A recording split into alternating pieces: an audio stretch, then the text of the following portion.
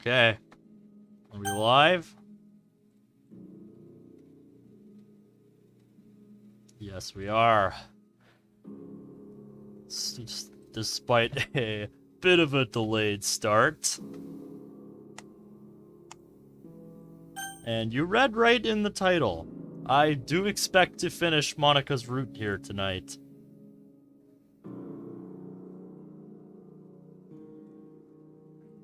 Because you guys were telling me we were pretty close to the end of the mod last time, and I feel like this is the final decision. So, we're going to look at both of these tonight. And we're going to try to finish Monika's route tonight. What's up, Ninja? How you doing tonight? You were telling me about the Natsuki demo for your mod earlier. I'm pretty excited about that.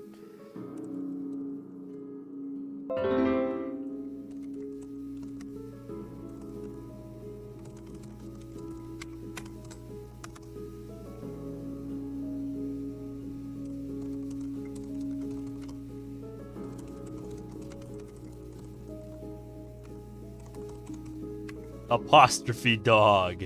I see you're looking forward to True Pacifist tomorrow night on Underskin Cerberus.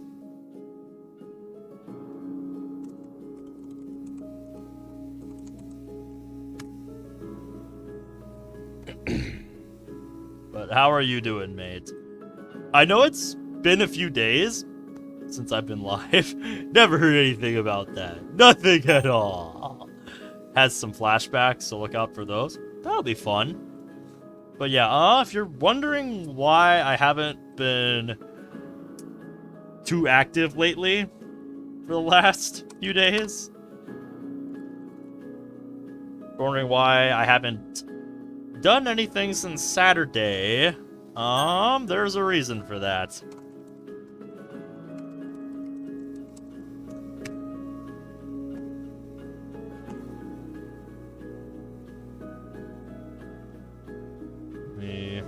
Go to my obligatory bullshit window. Yeah. That's because this thing monopolized my life on Violet. I had to train up a mon that could beat this thing in a raid. Because this thing, it's a 5-star raid. And from my experience, 5-star feels like the most realistically possible to beat as a solo player. Because they go beyond 5 stars. There's 6 and 7-star raids. I tried partying up with some people online to do a 6-star. Yeah, it did not work. It did not go well at all. I was working on a practice blog today on the app I use for coding.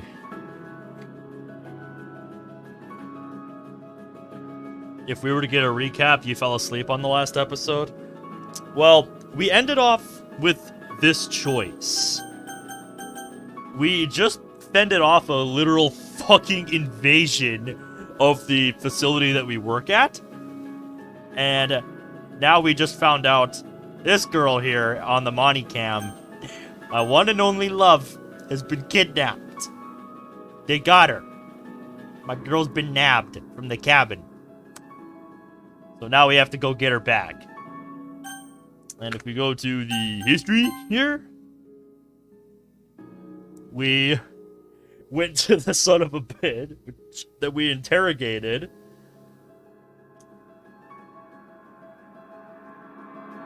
And we have to decide how we want to interrogate him now. We either sit and talk with him, or we use force. And people were telling me we're pretty close to the end of the game last episode, so I'm feeling pretty confident we can finish this tonight. So I'm going to dare,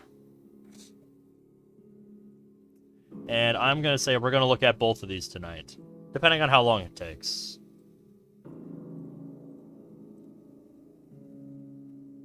So yeah, I'm pretty excited for this.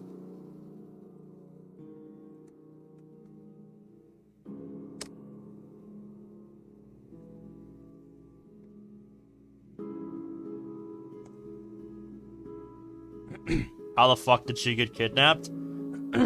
Well, nobody was at the cabin that we left her at. Ashley's cabin, remember? That's where she was. And while we were busy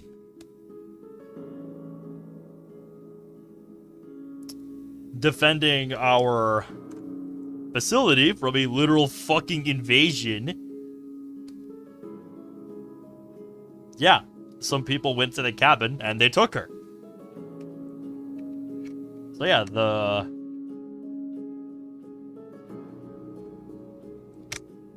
people that have been after us, they now have Monika.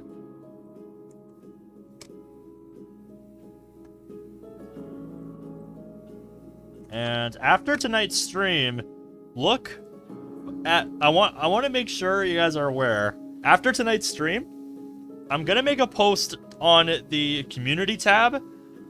I will link it in the announcements channel on the server after stream, for those of you that don't see it. But I want to hear from you guys who have been following this series. If we should move on to another mod after tonight, if we should play another route, or if you guys want me to play every single route in this game. I want to hear from you guys. I want to hear what you guys think. So, let me know what you guys think. You can share your thoughts now, but the official sentiment will be in the official winner, I guess, will be whoever, whatever gets the most votes. I've been promoted to Agent Grade 1 on the Fruit server.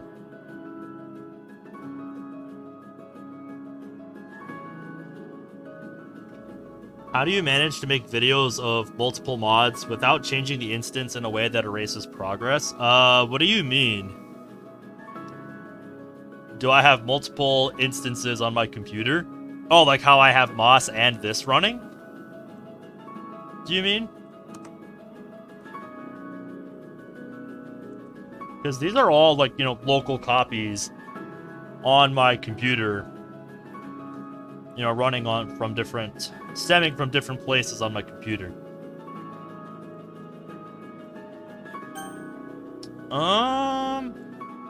If I can show you quick, I'll go to my obligatory bullshit window again with Explorer here.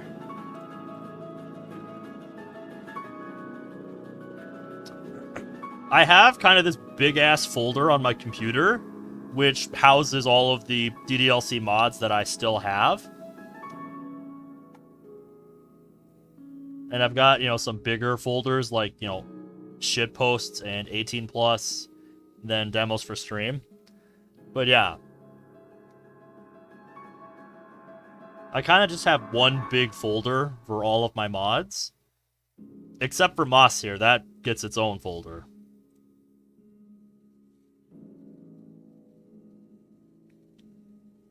From my experience, as long as you do it like this, because, I actually have exit music right here. It's in its own folder. And then I have Longer Roads right here. It's in its own separate folder. Because they're saved to different locations on my... Because they're saved to different locations in... Where is it? Yep, the Renpai folder here. Let me switch windows here.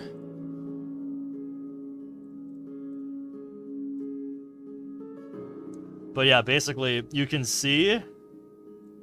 This is where all of my DDLC saves end up. This is like where they actually go when you save a mod. They're all linked to, their own save slot in here. And if you have saves from other mods, like overlapping in a mod that you just installed, The reason that happens is because they're sharing the same, save folder on your computer.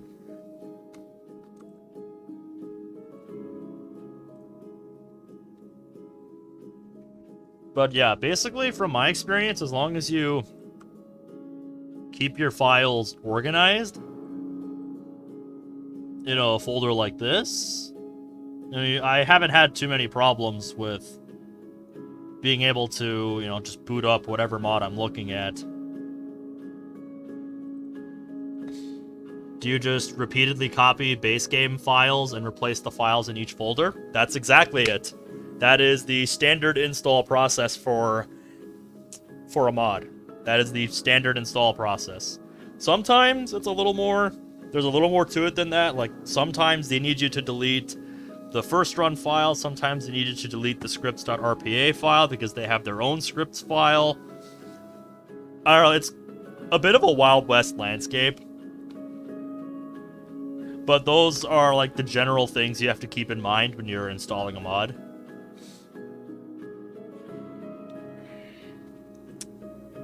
You're gonna do it, huh? You're actually gonna go for it?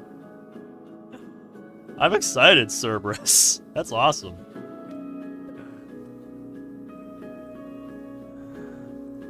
So yeah, Cerberus starts making mod videos. Be sure to go check him out. What kind of videos were you gonna make? Just like playthroughs, or were you gonna make like playthroughs like I do, or were you gonna do like reviews, or what were you thinking? You might make another channel for it. So, I'm a channel making freak, I can tell. So I've been thinking about this choice a lot, because again, this feels like the final choice in the game for Monika's route here. And I feel like one of these is the good ending, one of these is the bad ending. So I want to know, what does everybody think is the right choice for this? Just no mic playthroughs? Yep, I remember when Ronald did that, and I remember seeing, some other people who do playthroughs like that. I've heard that when it comes to, like, DDLC mods and VNs, I think that's actually preferred. Because if you're, like, just looking for the mod, then, like, most people, don't want commentary. But I've always been a commentary guy, so that was kind of off the table for me.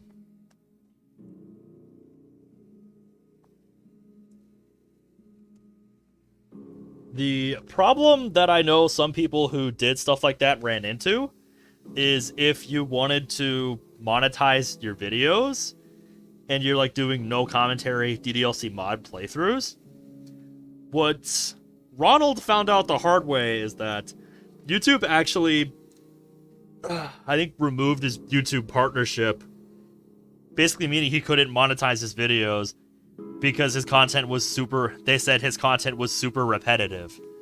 And even though I heavily disagree with that assessment, as did he, because every mod brings something new to the table, from looking at it from, the standpoint of, what the video itself actually contains.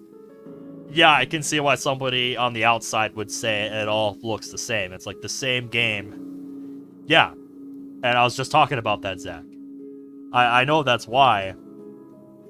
And I was saying, if you're looking at it from the outside, yeah, it just, is tons and tons of mods for the same game. And if you're not into that game and you don't know, like, what is different about each mod, then yeah, I can see why you would think it's repetitive. But those of us, who are actually part of this scene, we know better. We know better than that. That's why Ronald started adding commentary to his videos to get around that. He doesn't like doing it, I don't think. That's just what it is. Had one of your busiest days at work? Busiest day in my work's history. That is nuts, dude. I was expecting today to be pretty busy because we're supposed to get hit with a lot of snow tomorrow again. So I was kind of expecting a lot of people to come in, get some shopping done before then. But no, it was pretty bog standard today. I guess because it's warming up and the snow isn't really sticking, so it's not really a problem. Like, it snowed on quite a few occasions today for, you know, multiple hours at a time. But it never accumulated. It's too warm. But, yeah, it is what it is. So, what do we think, chat? Which one do we go with? Which one? Because I'm really not sure. Because I want to pick both of these, but for different reasons. I'm not, because it means winter is over. And that means it's going to start raining a lot more, and the bugs are going to come back. I hate that shit. But yeah. Back to what I was saying. I want to pick both of these, but for different reasons. Like, logically, it seems like sitting and talking with him to try to get some useful information out of him, you know, keeping a level head, seems like the logical thing to do. But, you know, my gut tells me, no, this man has our girl.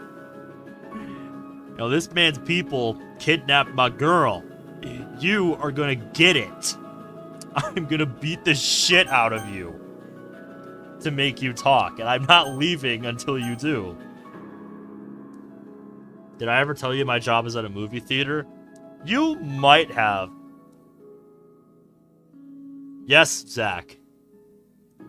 I don't know if you were here at the end, but I already did save here. I stopped here last time. I'm starting at the choice.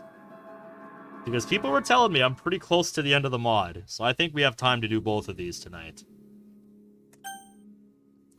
I think I want to do the more logical sounding one first.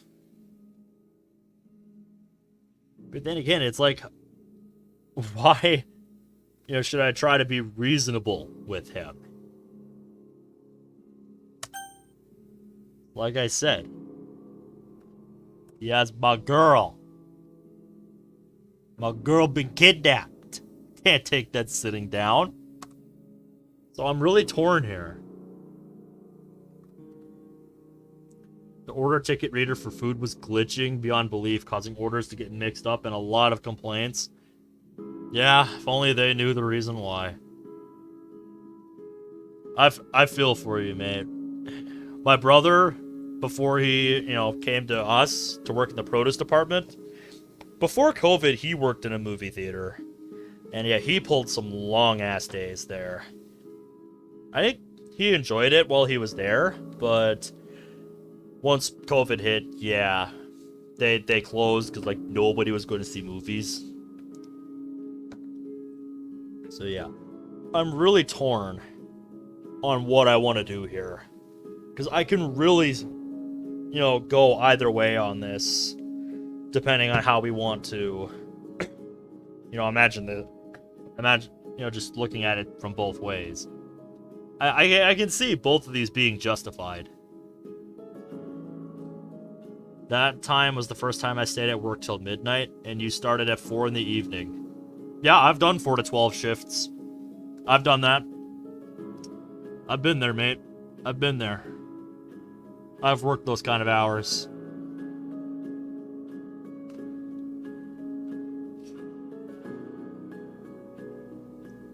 That was your first ever midnight stay?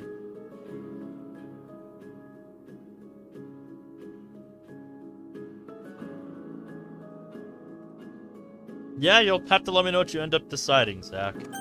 Whether or not you take that offer.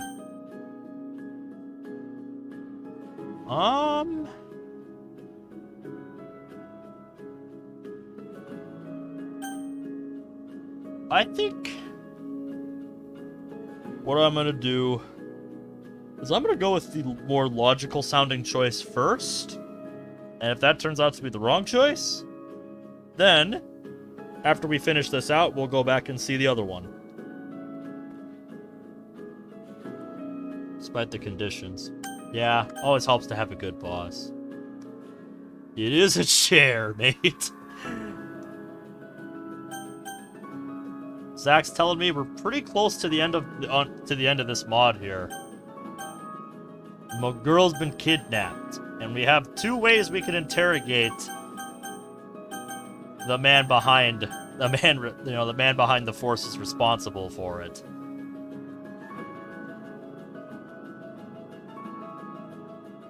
Yeah, this is where we stopped last time. I've just been thinking about which method I want to go with first. Because I can see both, being perfectly justified. Like, if we want to be rational and logical, we would want to go with this.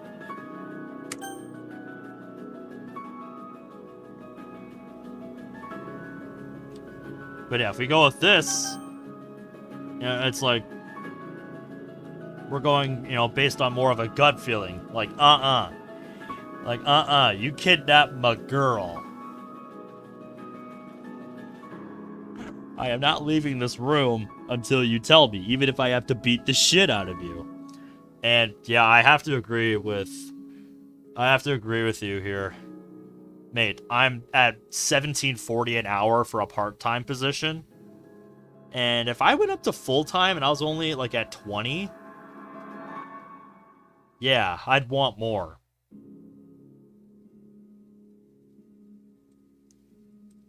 Yeah, if that's just like, the starting amount and, you can get higher.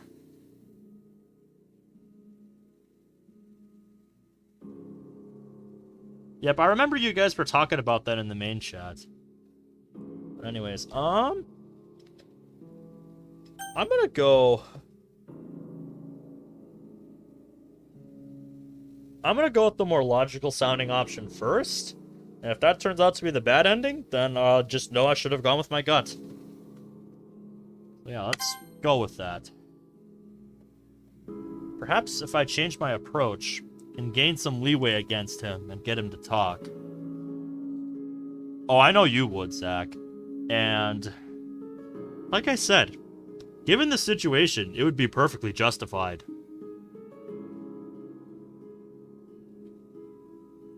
So if it ends up being wrong, then oh well. Then I should have gone with my gut feeling. That yeah, he does not deserve mercy. Turning away from him, I walk across the room and grab a spare chair.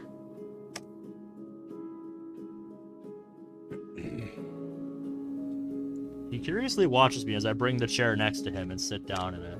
Leaning on the backrest, I look down at the ground. Staring at the minor cracks and indentations of the concrete floor, I fortify my resolve by picturing Monika's smiling face. I can help you with that. Even the stern face she had on when I was teaching her to fight. It gave me the motivation I needed to see myself through this. People were telling me we're pretty close to the end, so we're gonna view both options tonight. She's been strong all this time. I've been the one to struggle. I know you want to do all this on your own, but I want to help you. I can't just stand idly by and let my boyfriend fight not only his battles, but mine on top of that. Needs a comma. I'm sorry, but I am just not the girl who wants someone to fight her battles for her. This is something that we have to fight through together. You're not a lone wolf anymore. You have someone by your side to help. That's right. This is our fight. And it's not over yet. I don't want to lose you. I've been forcing myself to do things I never intended to do just to keep you safe. I brought that suffering here on you. And I promise I will make things right. I've been allowing myself to stray further and further from who I am as a human being. My enemies are monsters. My only choice to be their slayer. However, he who fights with monsters should look to it that he himself does not become a monster. Because if you gaze long into an abyss, The abyss also gazes into you. Where have I heard that metaphor before? Returning my eyes to Doe's, I finally speak and break the silence. Doe, I'm gonna ask you a personal question, and you're going to answer it. I don't think I have much of a choice now, do I? How far are you willing to go to protect the ones you love? Both a peculiar and relevant question, kid. But I would do something I wouldn't normally do. Sometimes you have to take those risks. Now the real question is, what risk are you planning to take to save your precious Monika? No, you have it wrong. Eh? That question was directed to you personally. You attacked my girlfriend and turned her life into a living hell that will take years to recover from. It's only fair I bring the same hell to your family. As they say, eye for an eye. What? Keeping my voice soft and neutral, he grits his teeth and angrily growls back at me. How far are you willing to go to protect the ones you love, Doe? The room fills again with the heavy silence that weighs on both of our shoulders. He looks around the room, anxiety filling his hypocritical soul. The fear emanating from him makes me smile. As it should. He tries to speak, but it looks as if he can't speak the words out of his mouth. Perfect. Just the opportunity I was looking for. Now I can exploit his fear and weakness to my advantage. What? Unable to speak? Is it because you fear what I am going to do to your wife and child? Or is it that you're speechless because you're completely helpless right now? Which is it, Doe? I'm waiting for your answer. You mean your petty intimidation? You think your petty intimidation tactics are gonna work on me? I know it will. I can see the fear and the panic inside your eyes. I can read you like a book now that I have overcome what has been my problem since day one of this. How are you so calm about this? Your girlfriend has been taken. If you go after my family, nothing will change. Aren't you scared? Scared? Huh? A man who feels no fear has no heart. For me, I know fear. It does not control me. Curses under his breath and looks to the floor, half defeated. The fight that is left in his eyes diminishes by the second.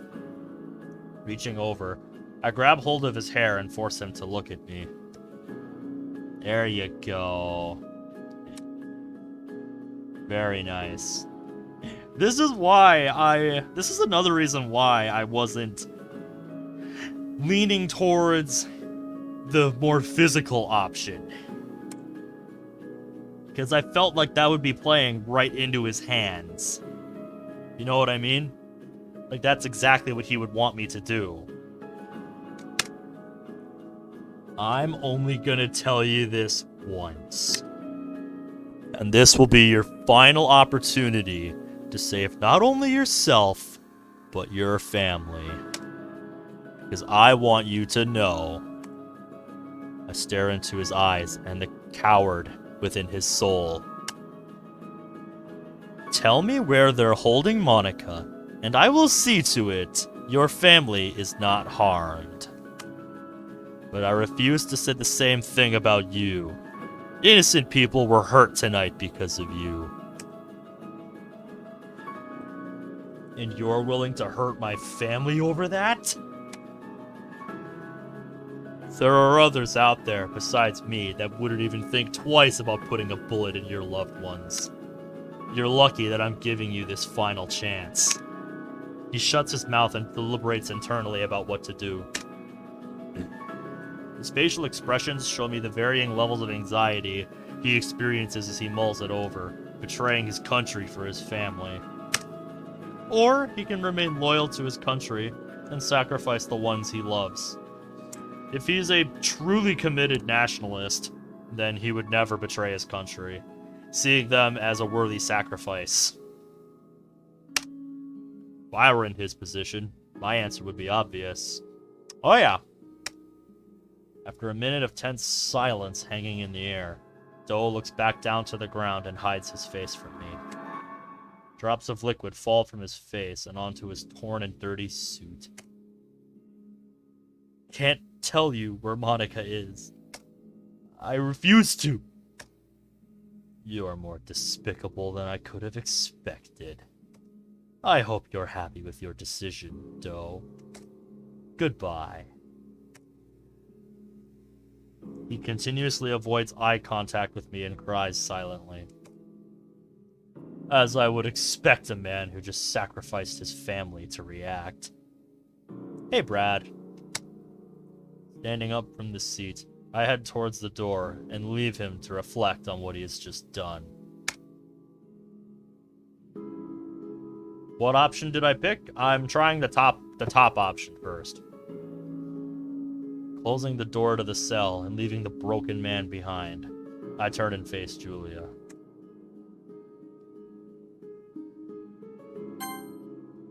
That one was sit down and talk with him.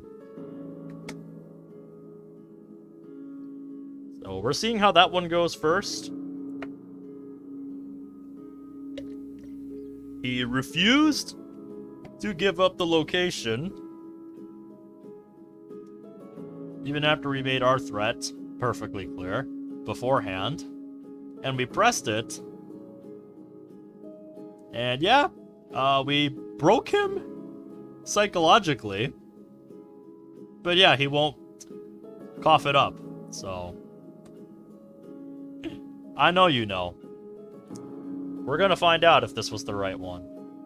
I won't be surprised if the bottom option turns out to be the correct one, but I went with the top option because it felt like going the bottom route would be playing into his hands, and that wouldn't get him anywhere, because I think we tried something like that earlier, and it didn't really get us anywhere. Well, it did, it just took a lot of persistence. So maybe it would have been that, but I felt like that would be playing right into his hands after everything that happened. And it seemed like, you know, the calm and more logical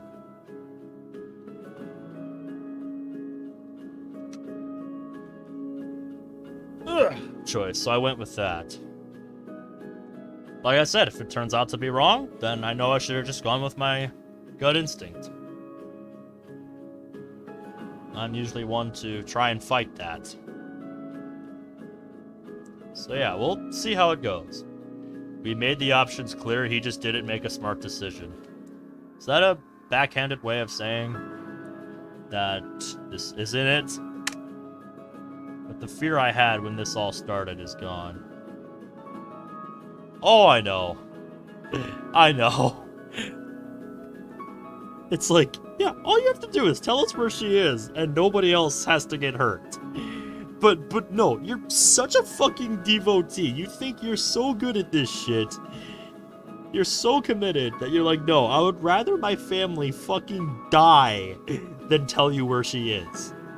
Like, the fuck? What kind of sick fuck thinks like that? I continue to maintain my usual expression and lean against the wall. Julia's the first to speak and break the silence. What do you want to do, Ben? Leave his family be. The suffering he feels currently is more than enough to destroy him internally. Yeah, he believes we're gonna go murder his family. This man just willingly sacrificed his wife and son to his enemies. He will never see them again anyway, so he will never know if we followed through with my threat or not. Thank God. I was getting worried about you for a minute there. Why is that? Well, what is with the sudden mood change? Shouldn't you be worried about saving Monika? We're gonna find her very soon. What? How are you so certain? She has your cell phone, right? Her eyes light up. You're right! We can trace my phone's GPS location. Smart man. There you go. Exactly. This'll be a cinch. You don't even have to get it out of him. So what you told him, those were all empty threats? Humans will do crazy things to protect what they love. He cares about his country and job more than his family. I just happen to be on the opposite end of the spectrum. I will protect Monika, no matter the cost. That's my boy. Go to your office and get me the location of your cell phone right now. With any luck, Monika still has it on her. Julia doesn't say another word and avidly walks past me. Her stride is with purpose, as if she has a renewed sense of pride. Shoving myself away from the wall, I ensure the door to Do's cell is locked and follow her. As we walk into Julia's office, Miyuki stands up from Julia's desk and sits down on the couch. She looks at us curiously, waiting for the results of the interrogation. Miyuki, trace the location of my commissioned phone, immediately. Yes, ma'am. Miyuki opens her laptop that sits on the couch and starts to type away on it. Julia goes to her desk and looks back towards me. I unbutton my dress shirt and take it off, lying it across the back of one of the couches. Miyuki's eyes wander over to me as I rotate my arms and elbows to check for any hidden damage. Small scrapes, cuts, bruises litter my chest, side and lower abdomen. Nothing too serious. Satisfied with my quick med check, I look back down at the ruined shirt. Julia, give me another shirt, please. Okay. She reaches into a drawer in her desk and retrieves a black t-shirt. You just have those in your desk. I love that. She normally keeps a spare shirt or two in her desk for me in the event I need to redress. Yeah, so this must happen often. That's funny. Oh, you had kickball today. Caught it the most and made a play that got 2 people out within a catch and a throw to first base. That's awesome, mate. Ugh. I wish I was that good when it came to stuff like that. I was never quite that level, so that's awesome. When she tosses it across the room towards me, I catch it with my left hand and quickly put it on. Rotating my head side to side, I pop my neck and take a deep breath in. Why do you look so calm, given the situation? Yuki finally decides to speak instead of stare. Ignoring her stupid question, I look back at Julia and unholster my handgun. Walking forward, I place my handgun on her desk and slide it towards her. Huh? Take it. I'm not going to be needing it tonight. What do you need? I have something else planned. Turning away from her, I head for the exit. Call me when you have Monika's location. Wait, you can't just leave. Opening the door to her office, I casually walk out and close the door behind me. What's with him? I don't know. Earlier today, he was constantly afraid that... Ma'am? It was his fear. Finally overcame the fear he was hiding. I don't know what the catalyst was. Something changed when he went back in the cell. I looked down at his handgun, which is covered in blood and dirt. Those eyes of his come back. Maybe that fictional title, The Reaper, really does apply to him now? Was that the title you wanted to associate with him? I really hope this wasn't what Ashley and I were afraid of. Only time will tell. Miyuki, find Monika's location. Fast.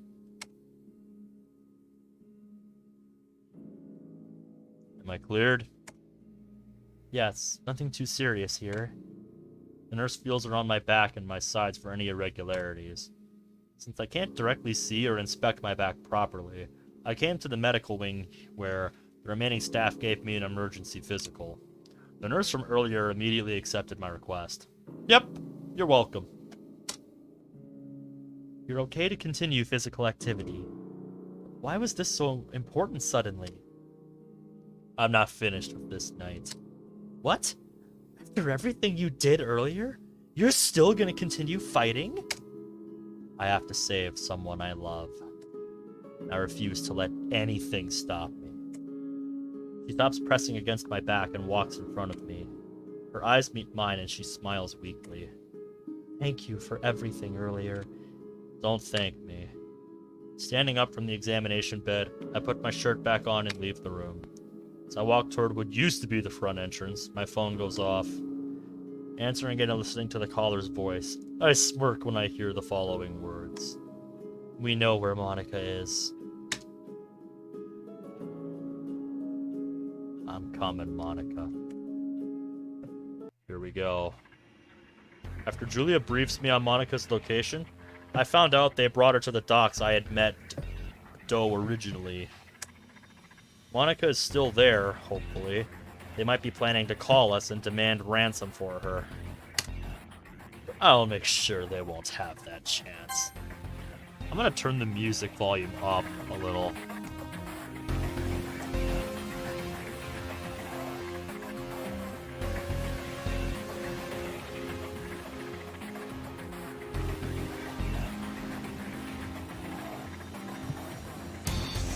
Red rum means death in another language. That's awesome. Using one of my old hoodies, I put the hood on to cover my head. As I walk down the industrial street with cars passing by, I inch closer and closer to the docks. Locating a nearby alley, I duck into it quietly and immerse myself in the darkness. The moonlight shines down from the docks, on the docks, casting shadows and figures every couple of feet. These shadows are my way of transportation. Eventually, I reach a small brick wall that I scale. Dropping down to the other side, I duck down and look around. The varying colored storage crates line the dock up and down, creating little aisles. Here, peeking my head out from a nearby corner, I look left and notice two adult men walking toward me. Roughly the same height to each other, a little taller than myself. Hiding back in my cubby to reduce the chance of being seen, I wait for them to come closer. As they approach, I hear them speaking to each other. They're speaking Japanese, which pretty much confirms my theories. Mentally translating their words, I listen and lie in wait. Think that kid is gonna show up? Your voice down, you idiot. No, maybe we got him in the raid. You think so? We can finally finish this job and go home. Yep, so Doe is still paying them. Think the guys above are gonna do with the girl. Probably just get rid of her. Hear the girl's father is some big trade CEO. Interesting. An opportunity for some quick cash. Yeah. Oh, what is it? Holding the retractable baton in my hand, I bring it against both of the men's knees, disabling them and bringing them down to the ground. That's my boy. They both look up in disbelief. I, like a master swordsman flicking his wrist, slam the baton against the sides of their heads, aiming for the temple. When they drop limp to the ground, I drag their unconscious bodies into the darkness. We're on the right track. Yup, pretty cool. Adjusting my hood, I continue along the path they were following. Creeping further into the dock, a fork appears in the path ahead. But as I approach it, another man dressed in black turns the corner, face glued to his phone. Dashing to the side and crouching down near a box, he walks right past me. He walks a decent distance away from me. I turn the corner and start heading toward the center of the docks. The storage crates turn into walls as I near the water. Peering out into the distance over the wall, notice a gathering of people near one of the industrial lots. If I keep heading down this way, I should be able to get to the lot within minutes. Lowering myself from the wall, speed my pace up and traverse along the wall. I get to a small stretch of wood that leads to the industrial district. Two more of Hagashita's operators down the stretch notice me. Second, is that him? Get him! Someone gotta let the others...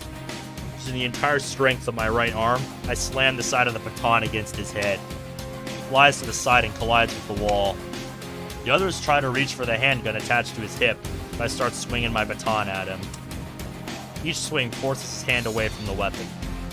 He quits going for his gun and fights back. That's right, fight like a man. He holds his arms out to block my swings, simultaneously swinging his foot into my side. With my free hand, I grab hold of his foot and wrap my arm around it. Fool. My hips pivoting, I force his foot to bend opposite of the ankle, essentially turning it 180 degrees around. Oh! Where he has the chance to scream in pain, I swing his leg to the left, causing his momentum to stumble him over. He desperately clutches at the side of my hoodie, taking it off me as he falls backwards. Panicked huff coming from his mouth, he takes the hoodie off to uncover his face. Your eyes! Grabbing both of the unconscious men, I place them in the shadows. Just like the last two, these guys had radios. Prop their backs up against the wall to keep them vertical. Before I go any further, my ears pick up something that makes me freeze. I swear to God, I just heard her voice. Monika? Turn my head around in circles to try and pinpoint that sound. I even close my eyes to make it easier. A muffled cry comes from by 7 o'clock. No, by 8 o'clock. Turning toward the noise, I reopen my eyes and start running. Sounds like she's in the building up ahead. Jumping over the wall, I roll when I hit the ground to maintain my momentum and speed. Turning the corner and darting for the back door, 2 guards notice me. Throwing them to the side, I reach the back door. Closing the baton and sliding it in my pocket, I test the knob. It's unlocked! I open the door enough to slide into the building and quietly close it behind me. We're in. Wow, I just guessed when I was making the thumbnail. Walking into the cargo bay, I look around for any sense of Monika. Something scratches the ground from inside of the office building. A small foreman office sits on the left side of the cargo bay.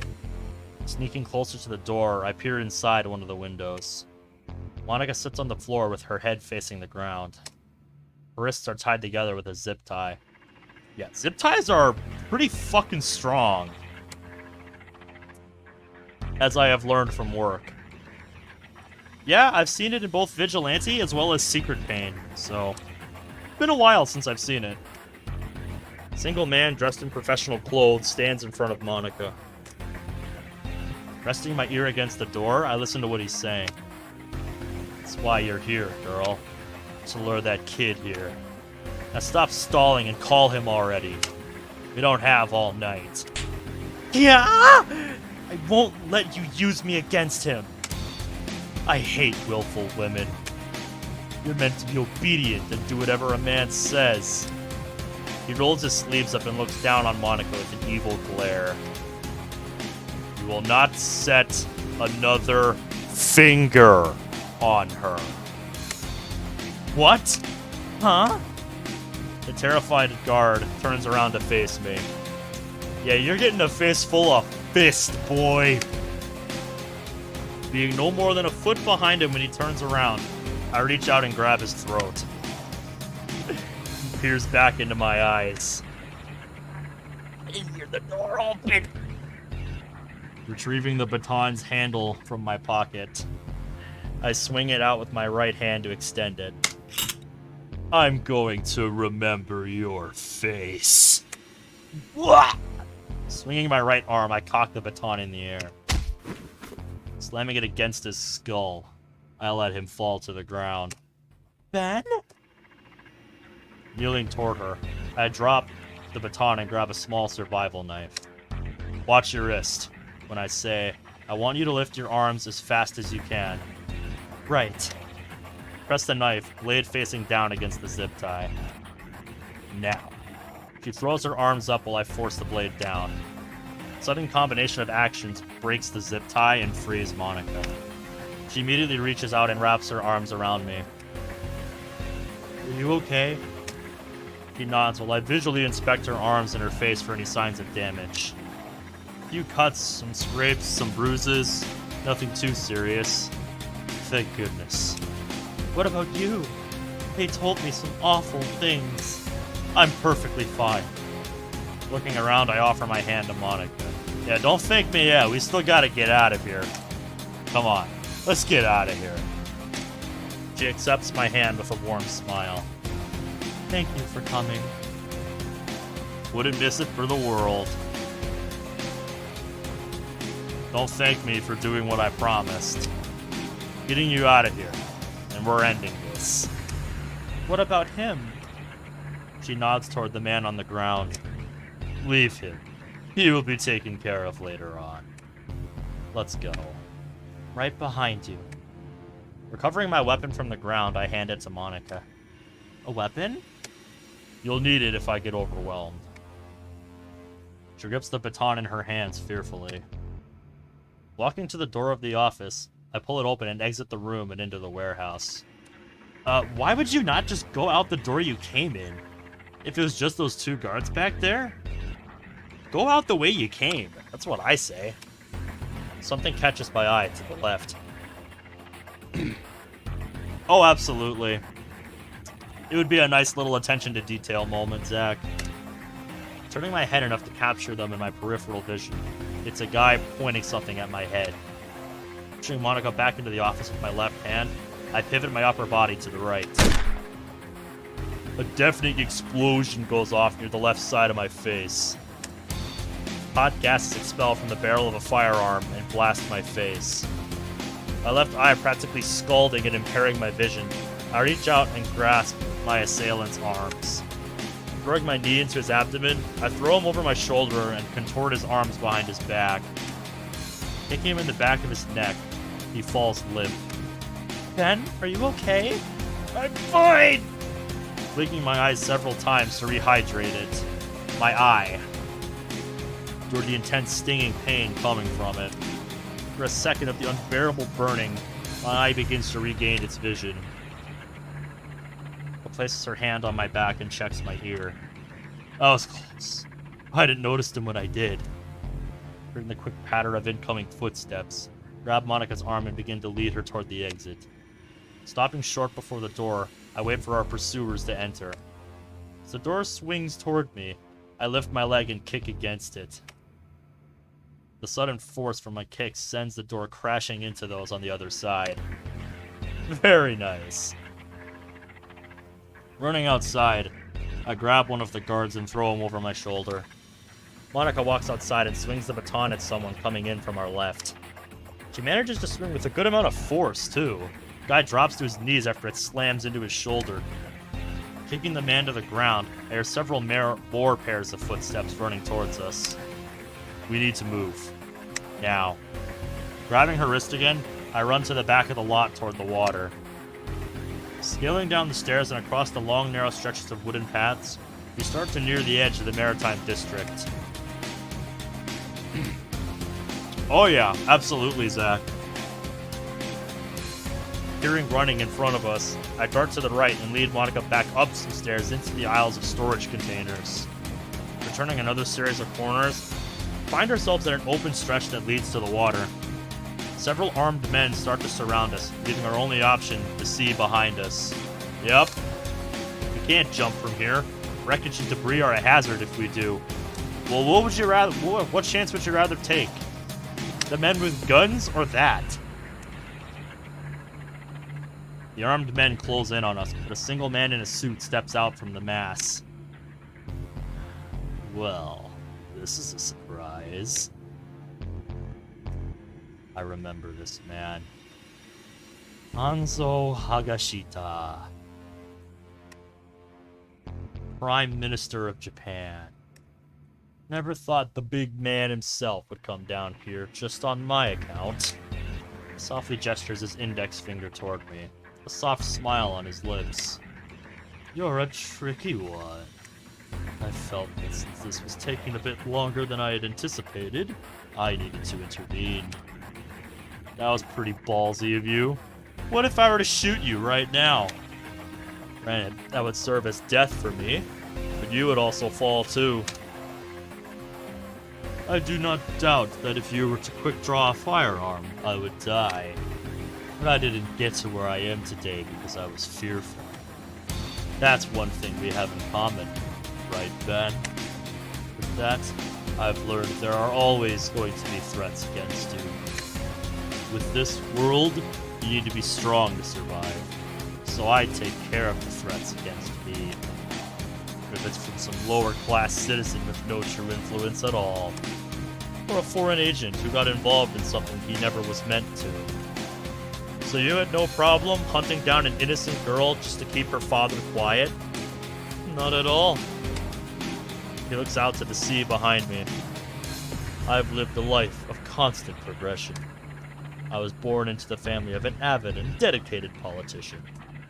Naturally, as a Japanese boy, my father looked to me to continue on the family path. So I filled his shoes as a politician, worked my way up the ladder to where I sit now, as any great businessman would do. Shh, let me tell you something, young man. You have been the biggest thorn in my side ever since I heard about you. No one else would drag me from the comfort of Tokyo to carry out business. Wish I could say I was flattered.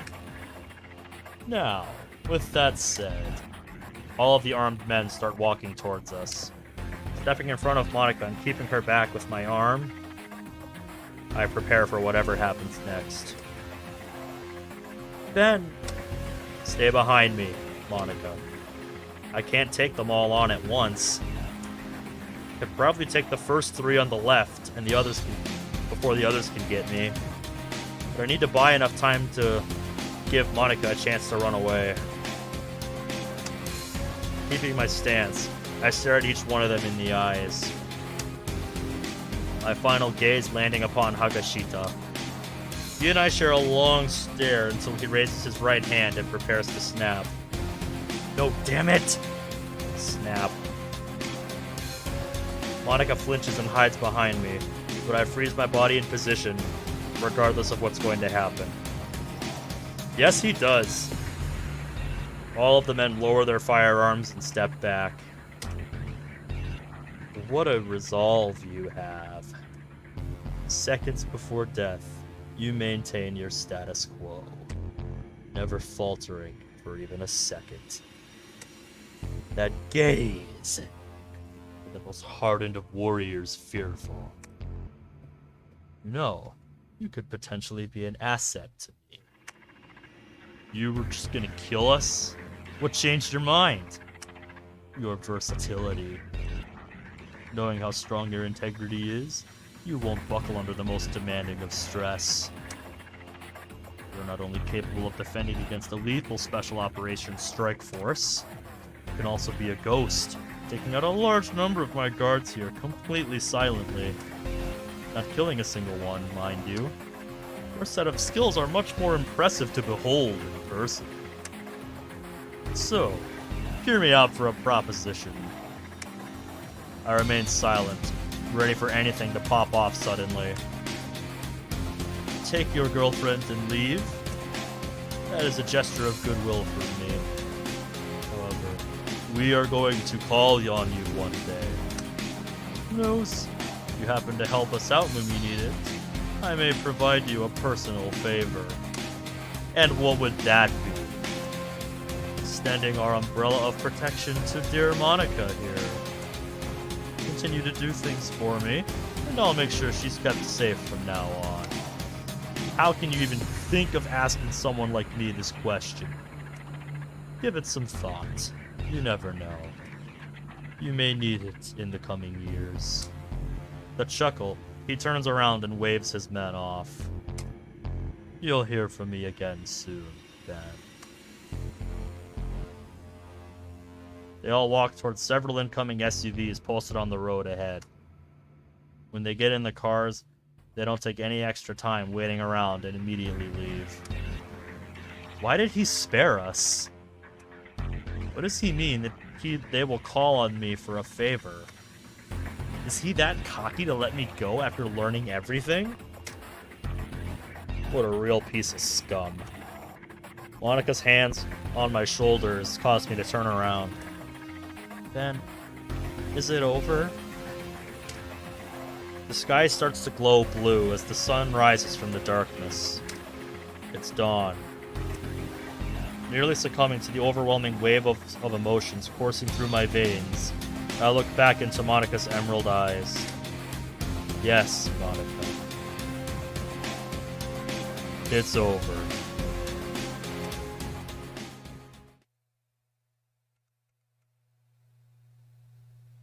One month later.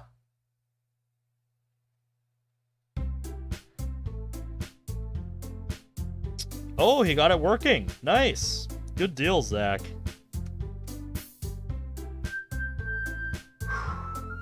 What an intense night. I have to say, what an intense night. That was fucking wild.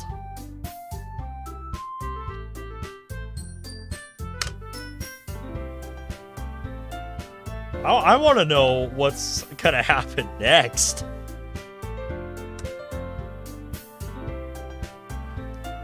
Walking down the hallway toward the club room, I spot Monika waiting outside.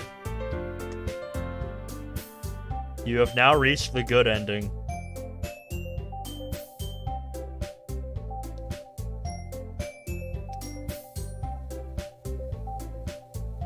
Looks like I made the right call, folks. So I guess we'll see the bad ending next. When I approach her, her eyes light up and she immediately takes my hand into hers. Why are you still shadowy like that? Ben! Hey, what are you doing out here? Omega! I haven't seen you in a while. How have you been? That was weird. The girls thought you were gonna be able to stay today. The girls told me you were gonna be able to stay today, so I thought I would wait out here for you. Yep, sprite shading fuck up. Did you now? Of course. But first... She quickly wraps her arms around me, embracing me tightly. I return the gesture and wrap my arms around her. She softly whispers into my ear. Glad you can stay late today. It's been very lonely without you around. Well, Julia and I finished the rest of our cleanup work. My afternoons are free again. Yeah, I imagine there was a lot to do after that night. So it's good to see that all is well. She releases her grip from my body and grabs my hand with both of hers. Come with me for a minute. I want to show you something. She turns around and starts to lead me down the long corridor. Turning left into an entirely different classroom, she closes the door behind us. That's okay, Omega. Take care of yourself first. The episodes will always be here for you to watch later. So how have you been lately? Looking around the class, I discovered that this is the music room. Ooh! You have my attention, game. Monika walks over to a large piano and sits down on the bench. Here we go.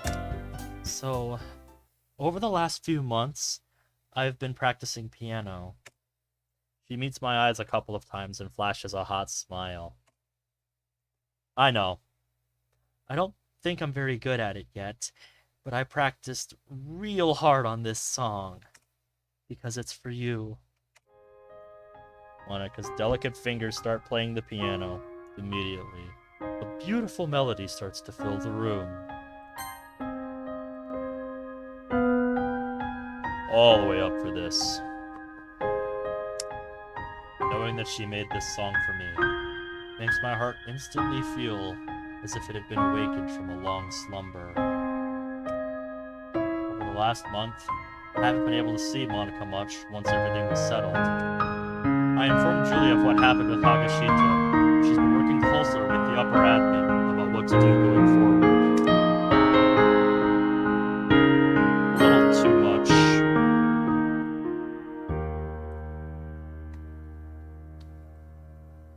Yeah. That's actually why I haven't been live very much since Saturday. Because I was busy catching the...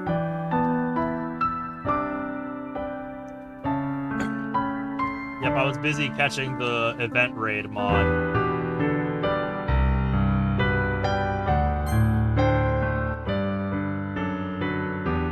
back down where I had it. But I had to help keep things calm and running smoothly at the field office. A lot of equipment was destroyed during the raid. Many people were hurt, too. So as you can imagine, the normal daily routine was shot and had to be stabilized. With that, over the last month, Julia has been tasking me with various jobs to help out. Since yesterday was my final day with the temporary assignment, I was now free to return to the club after school. With that, I get to hear this beautiful song. Off to my right, I look at the door to the class and notice it's slightly open. Natsuki, Yuri, and Sayori all peek in and listen. Decide to keep their presence a secret for now and walk over to the piano. Placing my hand on top, I stand and watch Monika elegantly play her song for me. Leaning back in my chair, I watched Yuri and Natsuki converse about the material differences between their writing styles. This is the 4th time they've talked about it, I think. Normally they end up yelling at each other and one of them storms off. However, today was different. Both of them were talking to each other civilly and rationally. Not something I would expect from any interaction between the two. Looking to my right, Monika smiles back at me. Looking down, my eyes trace the connection between us. Her hand and mine are arms outstretched to each other. However, this is all done discreetly under the desks. Tsuki still complains when she sees me and Monika kiss. Yeah, keep looking. Something along the lines of... You two holding hands under the desks? Her voice breaking me from my thoughts. I turned my head to stare at her. What else would we be doing? Don't ask me! It's weird seeing you two all lovey-dovey. I think it's delightful. It's so cute! Don't let it distract you from your activities. Remember to finish your poem, Sayori. Natsuki and Yuri, do you think your colliding writing styles could possibly help each other out? What do you mean? Period mouth. Yuri's style supports the emphasis of descriptive words and comparisons. Natsuki's style relies on raw power of simple words and emotions. Don't you think if you properly worked on, both of those styles could supplement each other? Natsuki remains quiet. Yuri looks down at her desk for a second, pondering to herself quietly. You may have a point, Monika. I don't know. I don't want Yuri's style to corrupt mine. But if it was to be an assignment, maybe. Natsuki smiles and looks away from everyone. Oh, really? I think that sounds like a great idea. Okay, everyone. Monika addresses the club how she normally used to. Just that alone sets me at ease. Tuning out of Monika's speech, I look at each of the girls' faces. It's been exactly 1 month since that night. Even now, I couldn't believe the events of that night. You and me both, boy. Let alone explain what happened to Julia. When I arrived at the checkpoint, she saw me carry Monika inside. She practically tied me down for answers. Not to mention, scolded me for going on my own.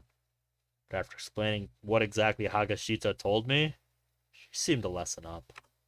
From that point on, there was silence. No one else followed Monika or I around. No other attacks occurred, and I didn't constantly look over my shoulder every day. However, about a week ago, there was a news report that caught footage of Hagashita at the docks.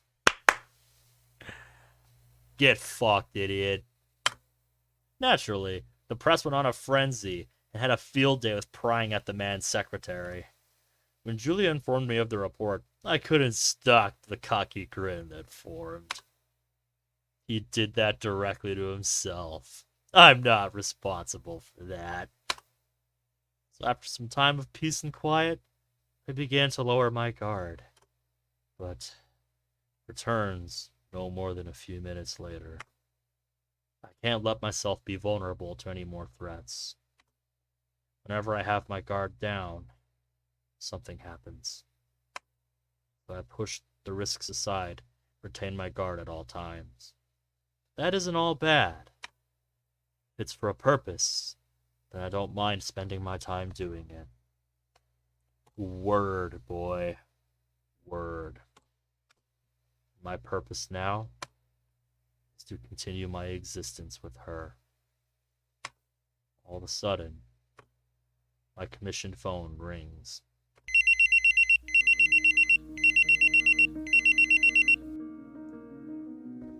Past doesn't define who you are. It just gives you... Okay. Well, that's the credits. That is it. It just gives you the starting point for who you're going to be. Play testing. Inigo Montoya. I'm surprised to see you here.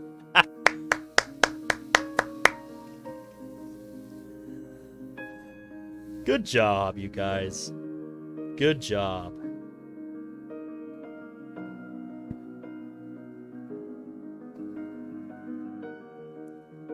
Now that I've played through all of one of the routes here, I think I can firmly say this is definitely an A-tier mod. It's not perfect, but man, it has a good fucking story once it gets going, and it was a ton of fun to play. Special thanks. Salute you, folks.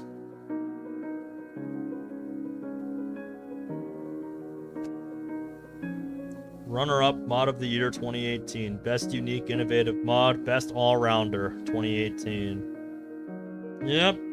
There's a reason this mod is well known.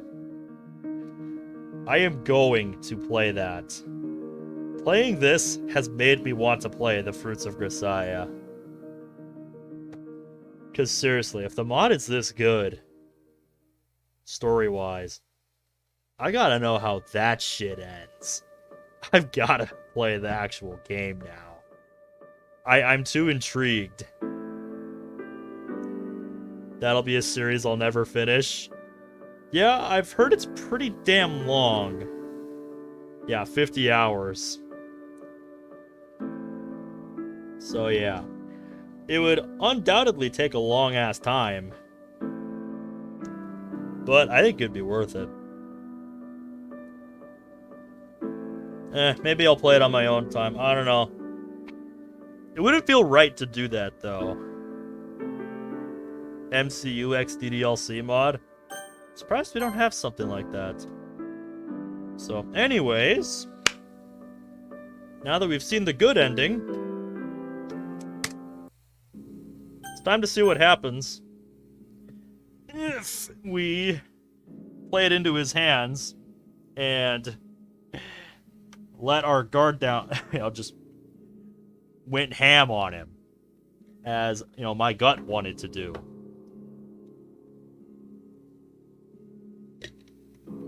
I want to get off, but I'm gonna watch because of morbid curiosity. All right, so it's time to see the bad ending. People are already making memes of Monika being Thanos. Oh, they've been doing it for years, mate. There's already memes of that. Yeah. I have seen that mod on the subreddit. Let me know if that's one you guys want me to play. I'll add it to my ever-expanding list. Because I wouldn't mind giving it a look sometime. Alright, so it's time to view the bad ending now.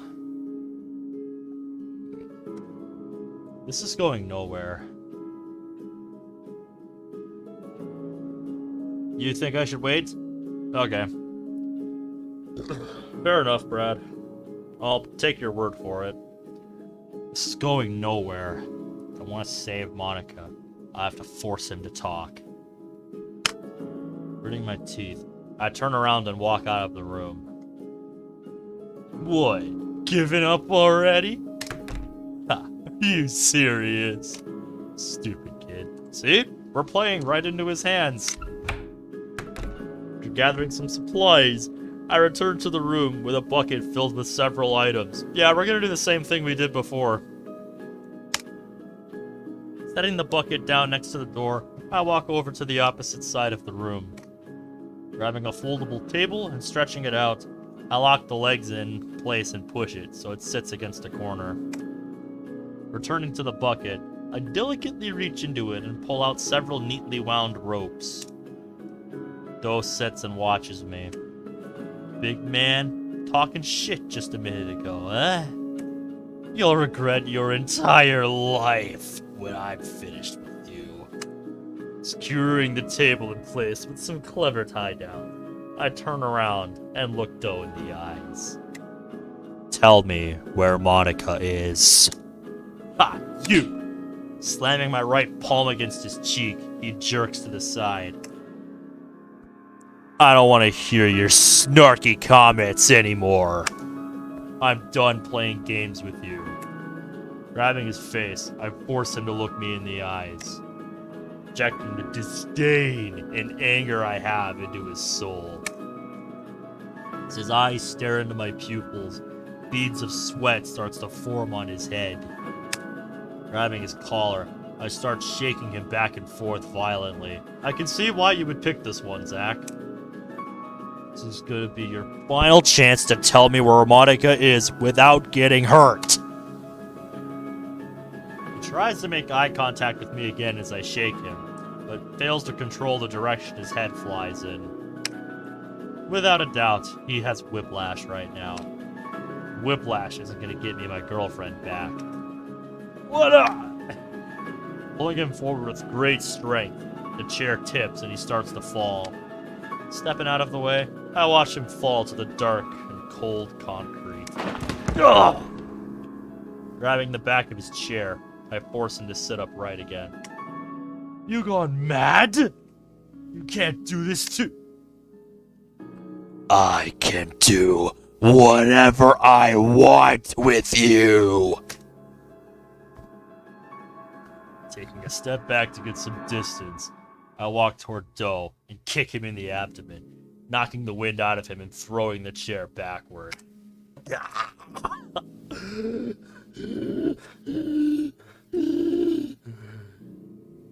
But after successfully throwing off the rhythm of his breathing, he will start to panic as he struggles. Sitting him upright yet a second time, I let him regain his breath. Fillet knife, rope, toothpicks, gas grenade, and 2 gas masks.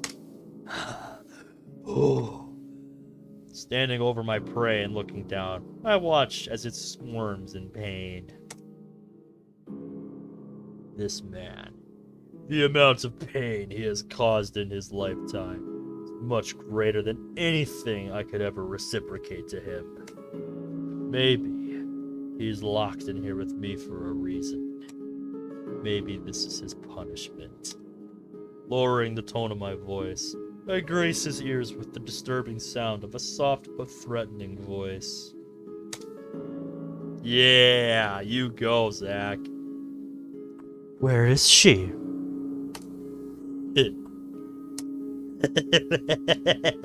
You're quite the vicious brat. You had me actually feeling some form of fear for a little bit there. You're just a tool used by this agency to perform its dirty work. If you were a real man, maybe I would actually fear you. By a man, you picture someone like yourself. Then I am much more than a man. Grabbing him by his coat, I lift him and the chair he sits on and throw him against the table. Struggles and tries to thrash around, but I take my knife out and cut his restraints. Slamming the hilt of my knife against his forehead, he falls into a daze. Good. This will give me enough time to restrain him to the table. Tying his head, arms, midsection, and legs down around the table, successfully negate Doe's ability to move. He starts to come to as I walk back across the room toward the bucket. Are we gonna do some fucking waterboarding now? What the hell was that about?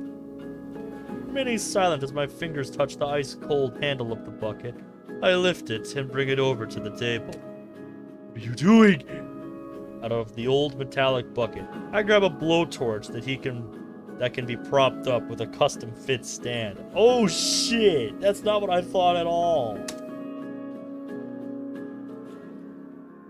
Attaching a small bottle of fuel to the tool, I set up the stand. Doe tries to look down at me, but all he can do is struggle against the rope. Once finished, I reach back down into the bucket.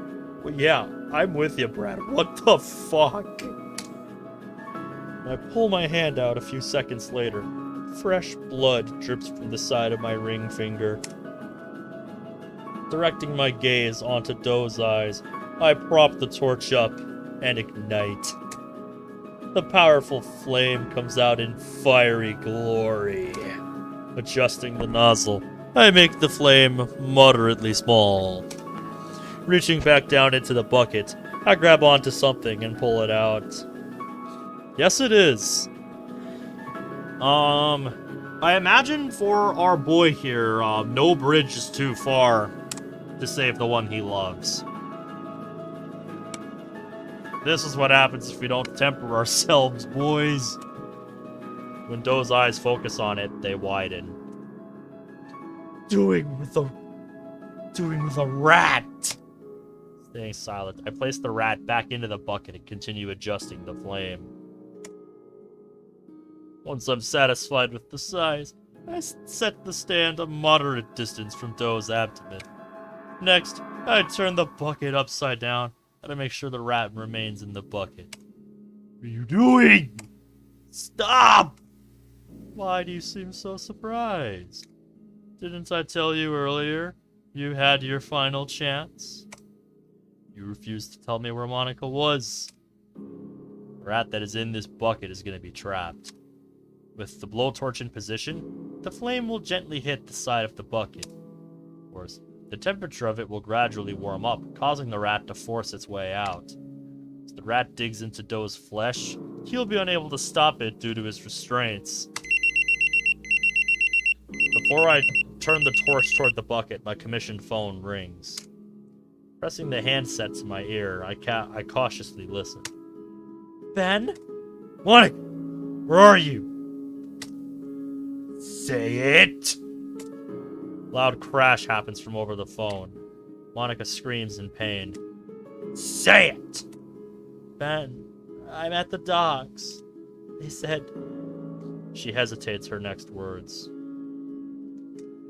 Say it!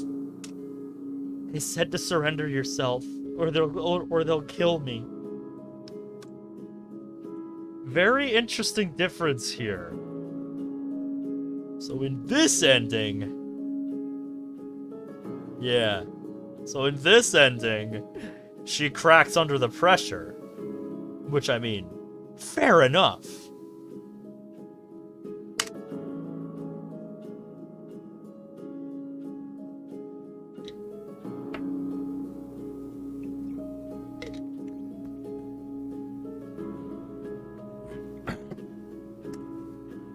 Where at the docks are you? I don't know. I think we're on the east side. I could see the tall insurance building in town. Man, what do we do? After hearing her say that, several men in the background start yelling. Hold tight, Monika. I'm on my way. The call drops. An empty feeling surrounds my body. They're hurting her over there. They will all pay. Starting with this one. It's like I didn't need to rely on you for information. Yeah, as we found out in the other route. Your own people made you useless to me. Turning the nozzle of the flame, I direct it onto the bucket. What are you doing? Did you expect me to let you go? No. You're going to sit here and accept the consequences of your actions. But don't worry, the rat will keep you company. As I approach the door, I stop and turn around. Bowing formally, I leave Doe with some fitting words. Enjoy your evening. What? No! Don't leave me here! Pressing my index finger against the light switch, I turn the room completely dark. No! Walking through the dimly lit hallway, I make my way back to Julia's office. When I enter the room, both Julia and Miyuki look at me. Is everything alright? Give me a new pair of clothes. Preferably black-colored. Uh-huh. Yeah. Say that again, Brad. That doesn't answer my question. What's going on? Stopping my advance into the room, I stop short of the door and place my hand against the wall in frustration. I don't have much time for Julia's question. Doe refused to talk. I got a call from your cell phone. Turns out she's my bait. I'm being lured to the docks. You're kidding. I'm going after her. Give me time to set up a proper deck team to support you. It's gonna take too much time. Plus, I don't believe any of our other agents are capable of being prepared quickly tonight. He has a point, ma'am. What are you getting at? Are you going alone? Turning my head and staring Julia in the eyes, I once again repeat myself. Give me a new pair of clothes. Right here. Yep. Thank you, Julia. It's a normal routine we have set up in case I need to change a tire between operations. This is going to be considered one of those times. She hands me a fresh casual outfit, blue jeans and a black shirt. However, I walk over to the door and pick a black jacket up from the hanger. Removing my tattered and bloody dress shirt, I check my arms and midsection for any serious damage. Ugh. I'm really not sure, but given his way of thinking in this path, I don't see this going well.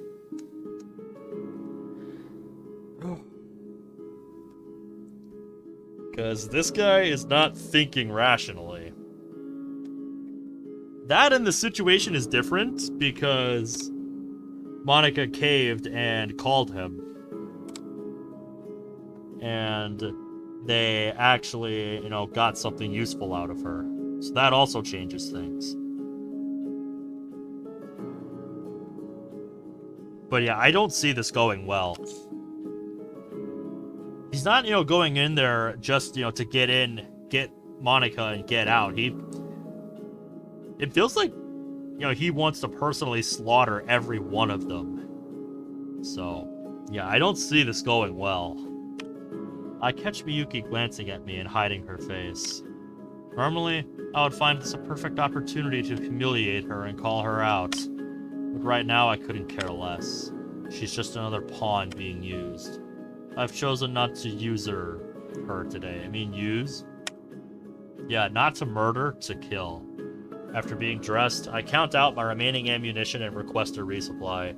Oh yeah. Yeah, he's going in guns blazing this time. Tucking magazines in small pockets attached to my belt, I holster my handgun and inspect my knife. Gripping it tightly in my hand, I stiffen my posture and encourage myself mentally. Before Julia had the opportunity to stop me, I made my way out of the office and to a courier, telling him only, "Docs, go!" He nods and starts the vehicle. Oh yeah, it's a good choice. Compact 50 rounds. Can't ask for much more than that. It's pretty remarkable how they managed to do that with the P90. I hop out of the car approximately 5 blocks away from the port. A decent distance away, but it's going to mitigate my chances of being spotted. Controlling my breathing and keeping my cool, I start to navigate a narrow alleyway along the edge of the Maritime District.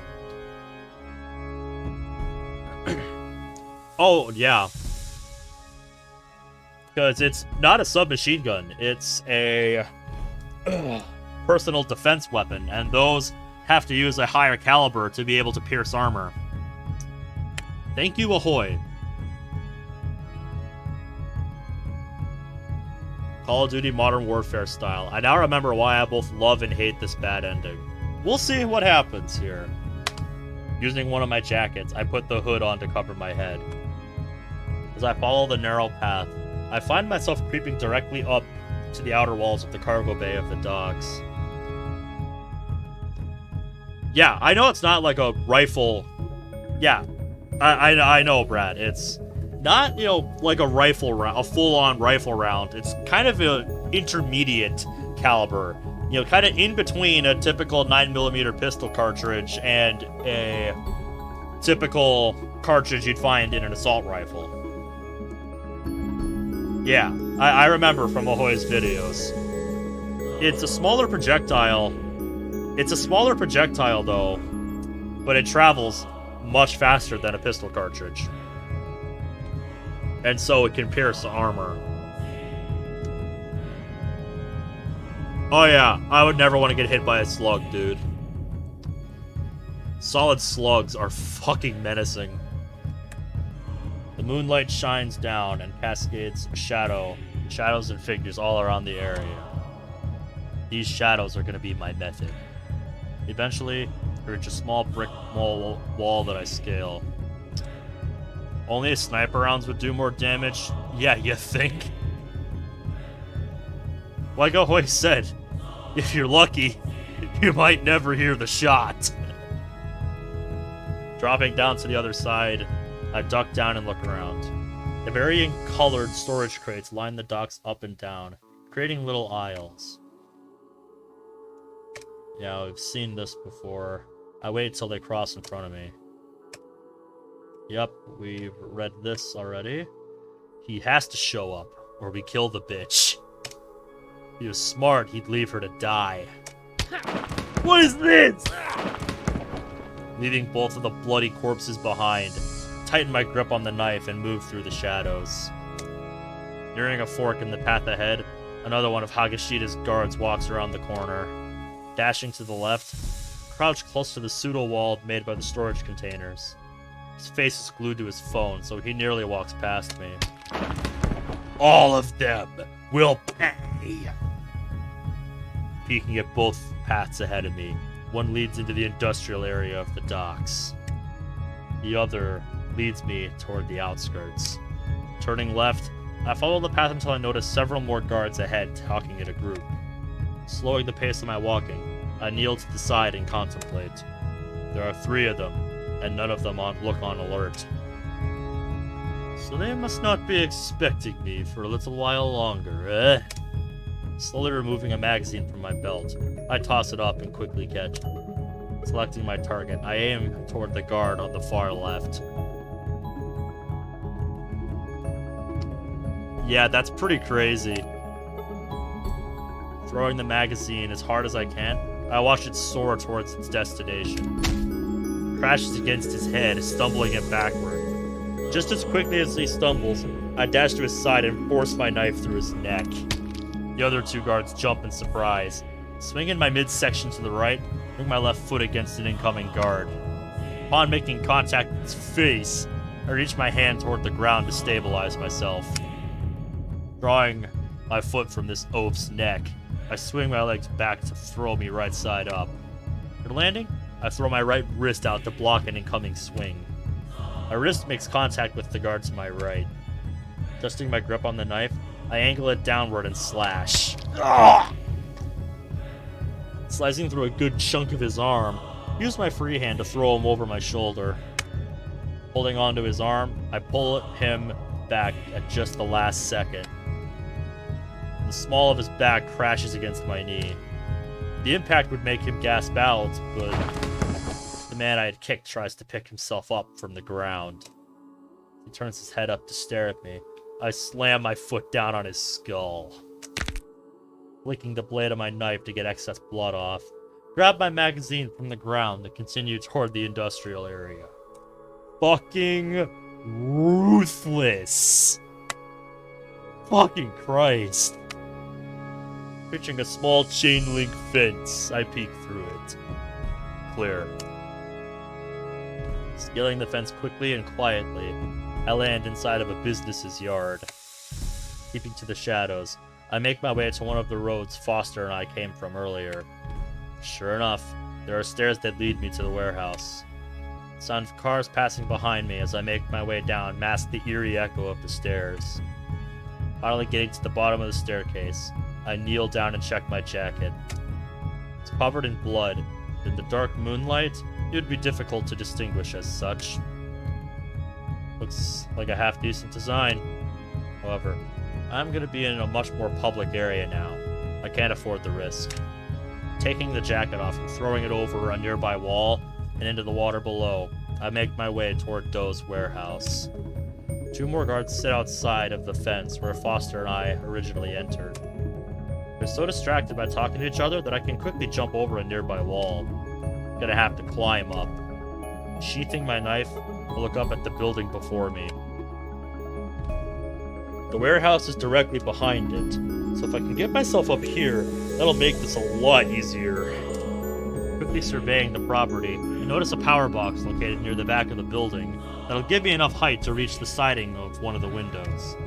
Planting my foot onto the box, I lift myself up to the siding and grab onto it. Taking a deep breath while bending both of my knees and preparing my arms, I leap as high as I can. Grabbing hold of the siding above me, I place both my feet against the sides of the window. Taking another deep breath, I look up and spot the edge of the shingled roof. Launching myself upward again, I grab hold of the roof and quickly swing myself onto it. Keeping myself low, I move across the roof toward the warehouse. Should be able to jump far enough across to catch the ledge. Hopping back a few feet, sprint as fast as I can across the rooftop. When I reach the ledge, propel myself as far as I can. I start swinging my arms in circles to maintain momentum, before stopping them as I start falling near the ledge. Both my hands slam against the abrasive rooftop and catch me from falling. Jesus Christ. Using my dangling legs, I kick them up rhythmically to help me pull myself up. As I clear the ledge, I stand up to look around. The top of the warehouse, what I would expect. Dirt and carried sediment cover the white elastomeric coating. Elastomeric? Never heard of it. A small divot in the roof reveals the stairs to a door. This was what Foster used to get into the management office. Quietly scaling the stairs, I reach for the doorknob. Just give me a second. I'm breaking the neck of the man before he can call out, shove him to the side, and enter the building. Yep, time to go guns blazing, boys. To the left is a staircase that leads further into the warehouse. In front of me is a small table surrounded by boxes. Another man sits at the table, staring up at me, terrified. Where is the girl you're holding captive? He doesn't respond and trembles. I notice his right hand slowly moving towards his midsection. Lunging toward him, I throw both his arms to the side and grab his neck. Final chance to tell me where she is! He remains silent. Dropping his body to the ground, I look out of a small window that peers into the warehouse. The majority of it's empty, quite contrary to what the picture showed earlier. They move fast. So can I. Going down the stairs quickly, I scout the rooms as I pass for anyone. Eventually, I make my way to the bottom. Looks to be an office for a foreman. The lights are dim, but nevertheless emanates a soft white glow. Oh yeah! Notice a chair in the middle of the room that's been toppled over. Crouching down to inspect it, I find strands of long, light brown hair on the floor with some specks of blood. Yep, we know. Sliding the chair to the right, I look at another door across the empty office. The door is left ajar slightly, revealing that it leads onto the warehouse floor. Gently pushing it open, I walk through the doorway. The unswept floors accumulated enough dust to almost leave footprints. Several sets lead directly in front of me. Numerous armed men stare back at me suddenly, their eyes wide with surprise. 3 huddled near each other to my 10 o'clock. 2 more separated directly in front of me. Ducking down and sprinting across the floor, make my way for the first 3 men. Equipping my knife, I hold it reverse grip and slide to the side of the first guard. All 3 of them struggle to get a weapon out. Catching my target's arm before he can reach, shove the blade of the knife into his right rib cage, directly in between the straps of his vest. Keeping my breathing and eyesight focused, I rip the knife out and shove him to the side. Lurching forward past the falling foe, I grab onto the wrist of the second guard. Angling my body clockwise, I throw him over my shoulder. When he hits the ground, I tilt my upper body to narrowly dodge a swing from the third guard. He has his own knife out now, and the other 2 from across the room are now charging over. Faking to my left, my opponent acting accordingly allows me to catch him from the right. Excuse me. Oh yeah. Using my left leg, I push myself to the right as fast as I can. Getting underneath his arms, I anchor my left foot in place on the concrete door. Swinging my right foot against the back of his knees, he loses his balance and falls backwards. Catching his moderately length black hair, hold him up just long enough to bring my blade to his throat. The guard behind me begins climbing to his feet. The other 2 rush me from the front. Faking to my right this time, one hesitates and stops his advance. The other charges directly for me, murder in his eyes as he raises his firearm. The signature size and design of the slide identifies his handgun as an HK USP. Wasn't apprehensive about firearms tonight. With how versatile that handgun can be, his cartridge could be anything. But a mishap could cause an entire limb of mine to become useless. If I can take the remaining obstructions out silently, I can keep my incognito status. I have to be even faster than I am now. Bending to my knees, I throw myself forward. Sudden change of my approach causes the man to hesitate and also stop his advance. Rolling to his left, stand up and throw my elbow into his right temple. Sudden impact against his head temporarily stuns him. His arm begins to fall limp. Taking advantage of this, I press both of my hands against his chest. Forcing my arms up, I break the grip he has on his handgun and open up an opportunity to attack. Sawing the straps of his vest, I open a vital artery near his shoulder. Kicking him back into the ground, turn around and start swinging at the man behind me. He hops and dashes side to side to dodge me. With each swing, I am surveying how he fights. Now I can articulate how he's going to move. Repeating my same attack pattern, he does the exact same movements as before to dodge. Before I finish with my final swing, I suddenly dash forward and tackle him to the ground. Ugh! Moving my legs around his neck, I jerk them and his skull clockwise. Releasing the corpse from my grip, I swing my lower body backward to roll away. Getting back to my feet, the final opponent tries to run out of the warehouse. Sprinting after him, grab his shoulder inches before he can reach the door. Looking back at all 5 dead bodies, I struggle to keep my breathing in check.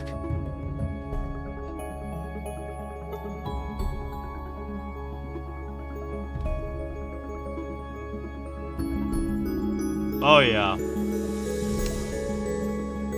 Taking a few seconds to stop and focus. Quickly regain my composure.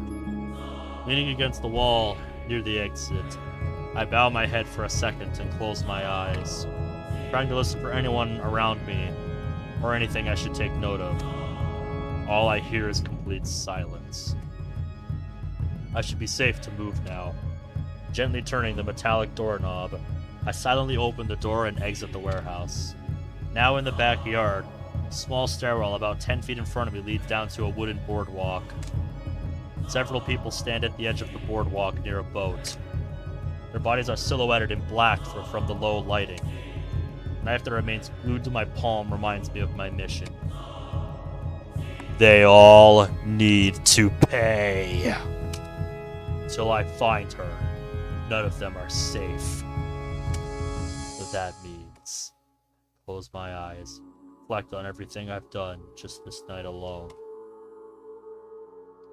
Bending my knees, preparing my body for another assault. Control my breathing, and then reopen my eyes. Launching myself forward, I sprint as fast as I can toward the boat.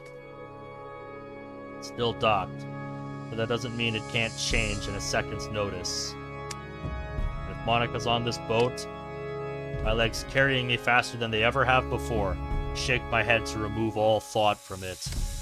Several of the individuals I am approaching all turn out to be dressed in suits and radio gear. Their eyes quickly turn from confusion to surprise when I'm finally noticed. More than halfway to the boat, several of the men aim firearms that vary from handgun to assault weapons. You're really gonna shoot? Do you think that will work on me? I scream as I remove my handgun from its holster. No apostrophe necessary, mate. Swapping both my knife and my firearm between hands, I aim at the first two men charging me.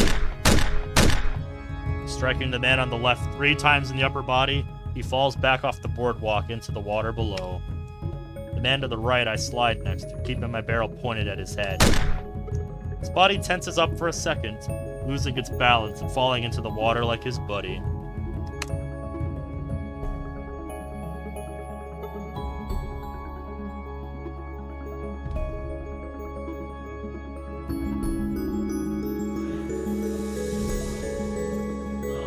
Are you talking about this mod?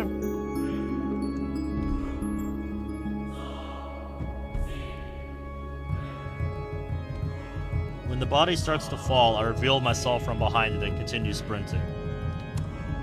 Yeah, so far, just based on Monika's route here, I would say it's firmly A, at worst, A- tier for me. It's really solid. It, has some problems, for sure. There's some stuff they missed. There's some stuff they can fix up. But the story is phenomenal, and I love it for that. And it's, a good length. Long, but not too long.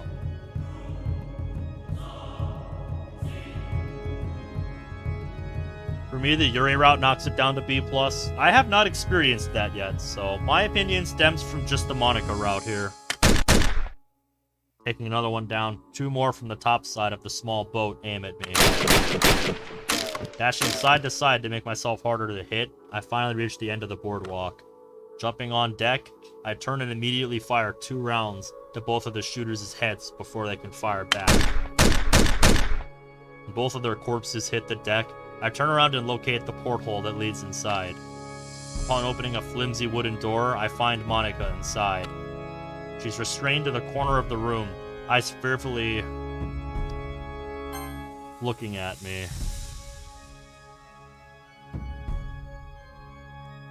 Looking at the reason she had just heard gunshots. Duct tape covers her mouth, but I can hear her vocalize my name through it. Scanning the room, I determine that for now, we're alone. But the gunfire will attract people, enemy or not. We need to get Monika out of here as quickly as possible.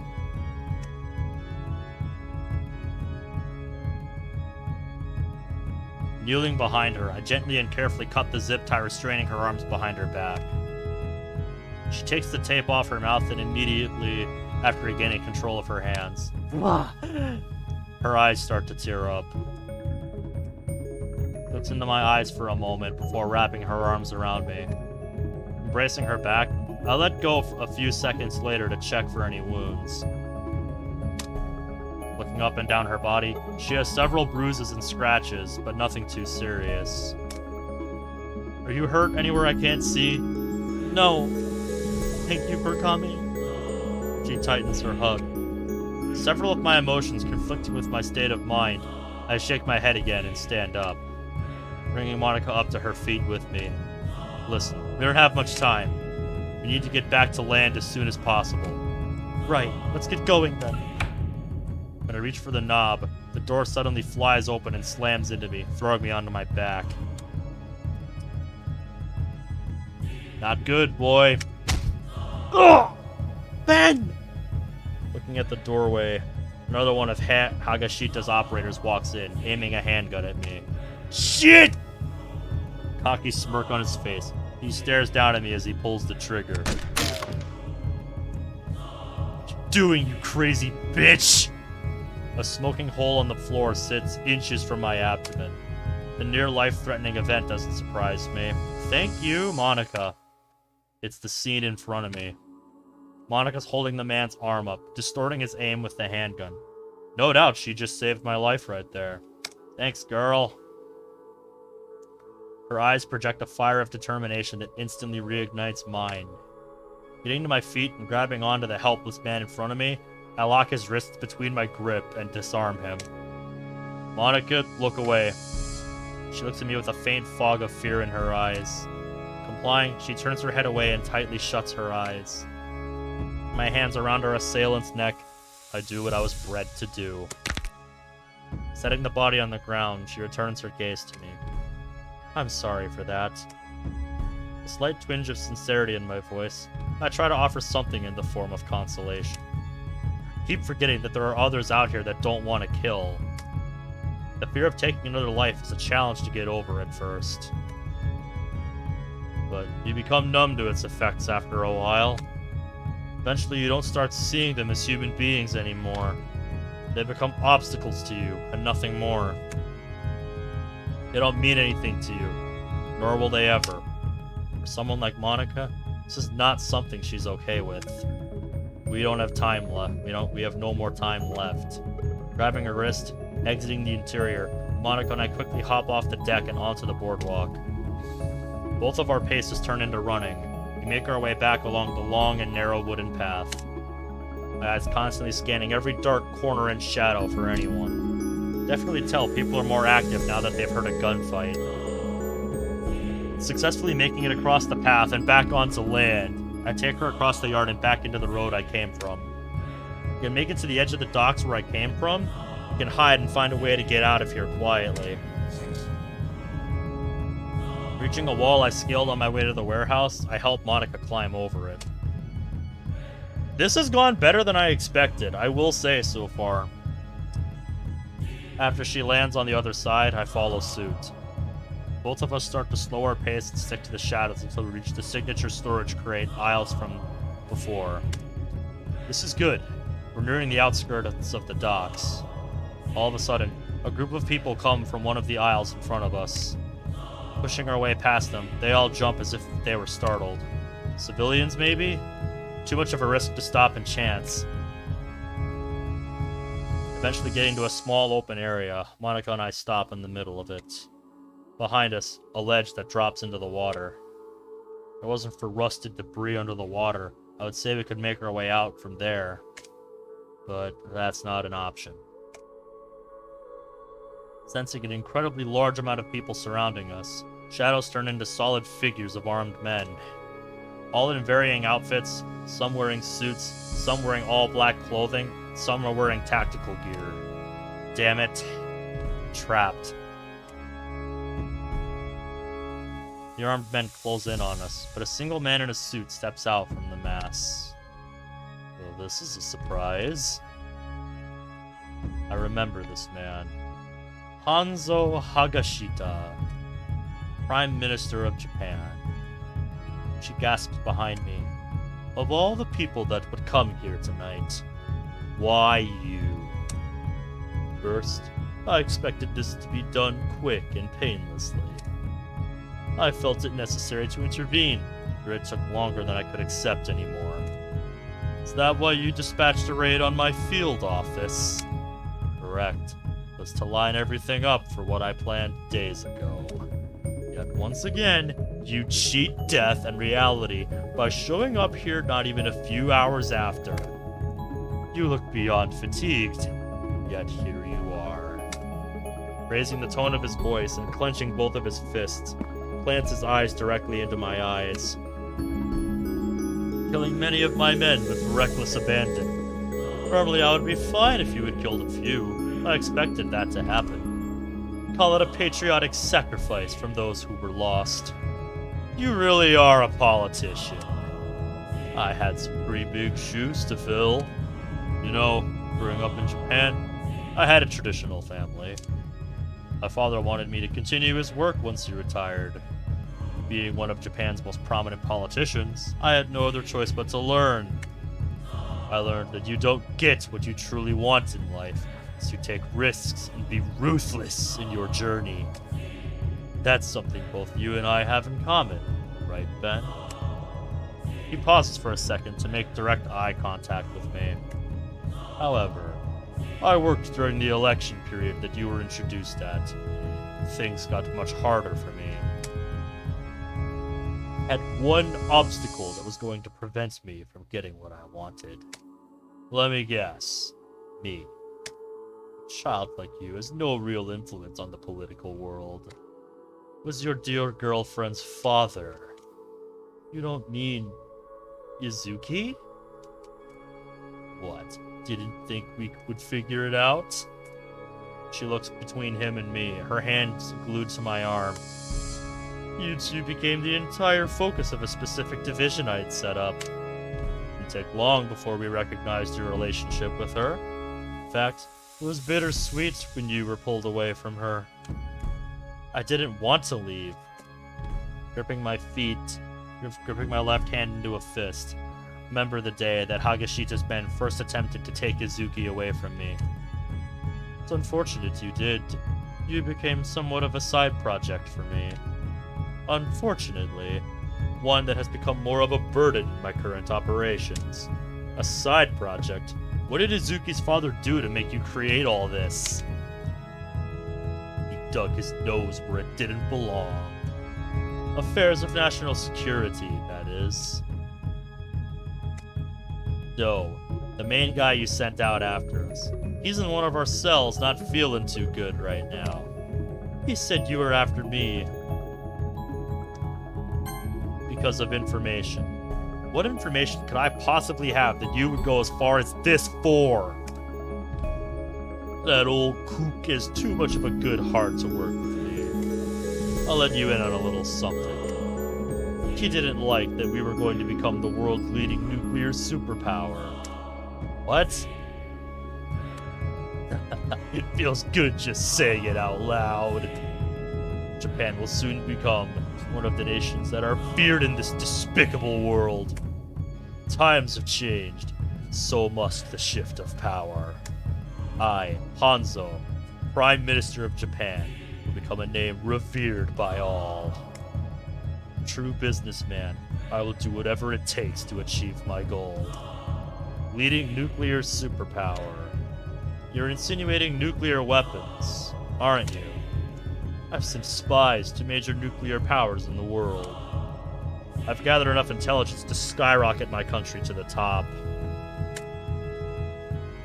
Since you, Izuki, and that old man were the only ones exposed to such information, I couldn't have you jeopardizing my election and my plans. That I am Prime Minister, I have the full resources and control to tie up all of my loose ends. Do you think you're going to get away with this? Why are you telling me this? Because I still have use for you, Ben. And a good businessman doesn't let his assets go easily. He smirks devilishly and flicks his index finger off to the side. A lone shot rings out from the distance. Ben? All sound in the world mutes except that of a body falling to the ground behind me. Turning around, Monika is no longer standing by my side as she was before. My hands trembling, I look down at the ground. Monika's collapsed body lies at my feet. Blood pours from her chest and onto the ground below.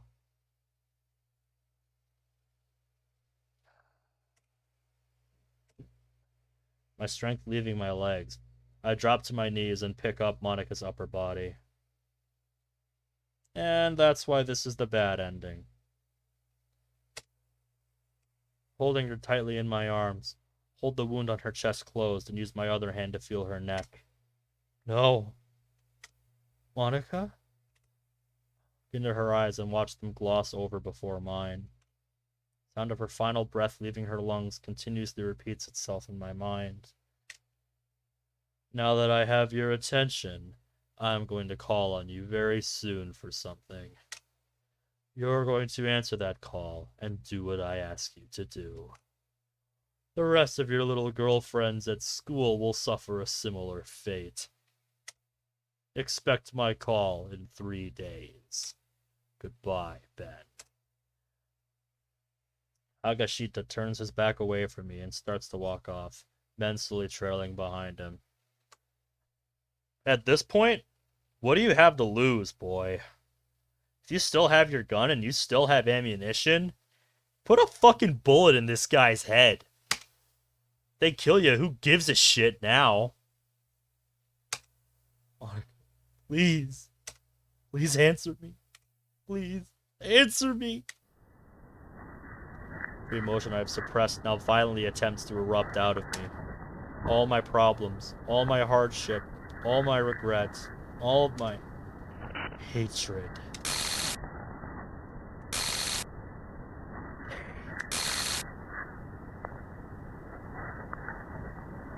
They will pay. Gently setting Monika's body to the ground, I lean down and kiss her cheek one last time. I'm going to end this, Monika. There's no turning back. They will all die. Turning away from Monika's body, grab my knife and my handgun from the ground. Keeping my mouth closed, my vision solely on revenge, give in to my killer instincts.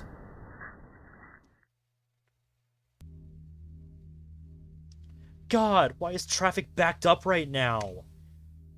Slamming the palms of my hands against the steering wheel in frustration, I look to Miyuki in the passenger seat. She gives me a pity smile, looks back out to the road ahead. This is beyond annoying. I hate traffic so much. Any word from Foster yet about Ben? Nothing yet. I'll let you know if anything. Speak of the devil. Can you answer it for me? Certainly. Miyuki reaches into the center console and grabs my phone. She answers the incoming call and puts it on speaker. Foster? Ma'am, we have a big problem. Foster's voice sounds scared. That isn't good. What is it? It's Agent 4219, ma'am. He's... Ben? What are you saying? He's what? Ma'am, he's killing everyone. What? Ugh! Foster, I need you to explain more. Now. God, please don't let it be. Ma'am, he's leaving. No survivors. No. No way. My entire body turns ice cold. My stomach instantly begins boiling hot. He does have that Spartan rage. Throwing my door open, I vomit out onto the road. Ma'am? Don't worry about me. God damn it. To get Ben fast. Foster, where are you and where is he? Foster provides a specific location and Ben's location to Miyuki. After calculation, he's only a few minutes away if he cut through an alleyway.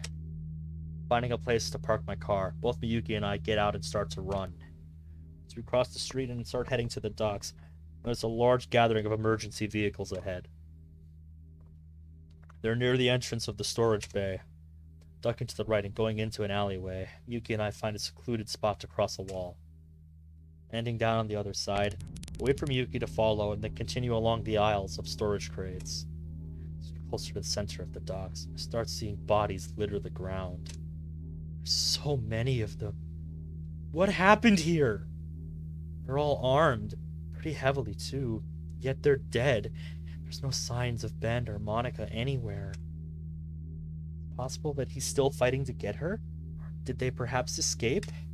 Speeding up the pace, I start to follow the aisle along until I see a clearing ahead. It's next to the port. Shouldn't be much farther. Oh no. Turning the final corner ahead and stepping over more corpses, I see Ben standing in the middle of the clearing. It gives me an off feeling about this scene, so I wave Miyuki to stand back. Revealing myself from the shadows, I walk toward him. Ben? Turns around to stare at me, his body covered in dirt, blood, and sweat. His eyes, however, were empty and dark. Curling my vision down, I look at what he's standing over. It's Monika. God. Looking around at the countless dead bodies around me, I now realize why Foster called us earlier. Fair enough, Zach. Like I said, what do you have to lose at this point? Monika died. Ben went into a rampage and killed everyone he considered a threat. Ben, what happened here?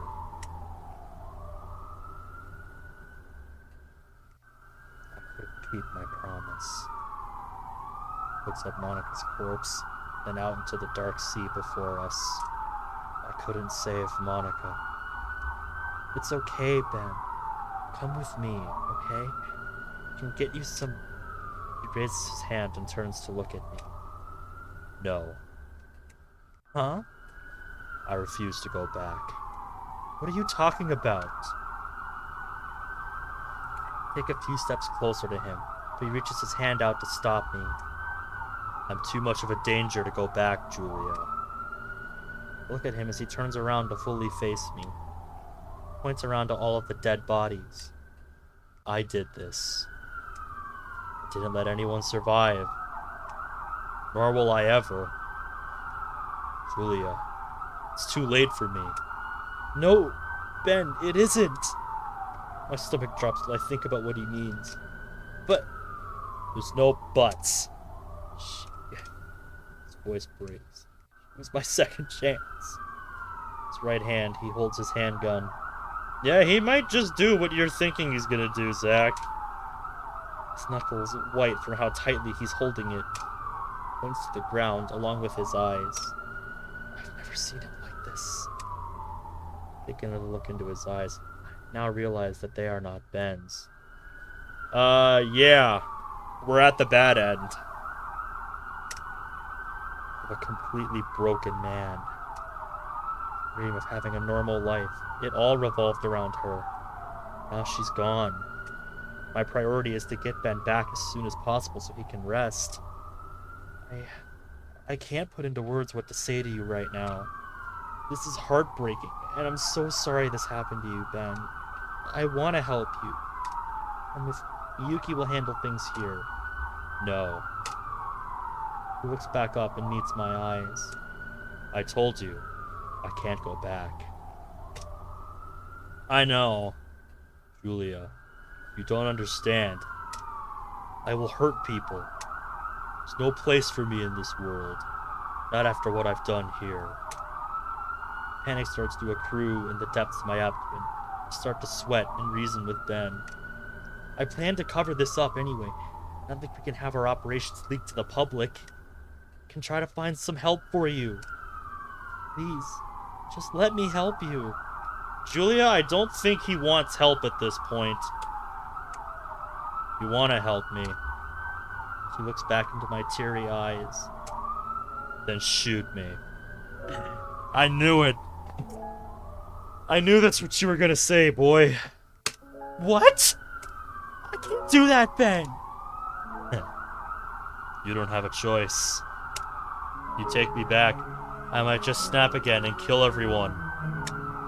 With my eyes are completely full of tears now. Blinking away. Continue my desperate plea. I can find help for you. There is no helping me. But I can make this easier for you. Huh? He raises his right hand and points his handgun at me. Now you really have no choice. No one will blame you. What? It's in self-defense, Jules. What are you doing? 3. Oh my god. Ben, don't do this. 2. Please. Hear me out. 1.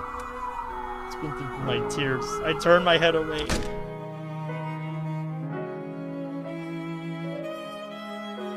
Thank you. Ben falls backward and lands next to Monika's body. Gripping my handgun as hard as I can, I scream out and throw it to the side. Why? Why did it have to be this way? 1.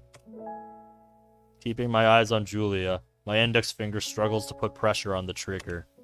Hopefully she's a lot stronger than because I can't do it. Ugh! Sudden force originating from my chest starts to throw me backward. She actually did it. I'm proud of you, Jules. Thank you.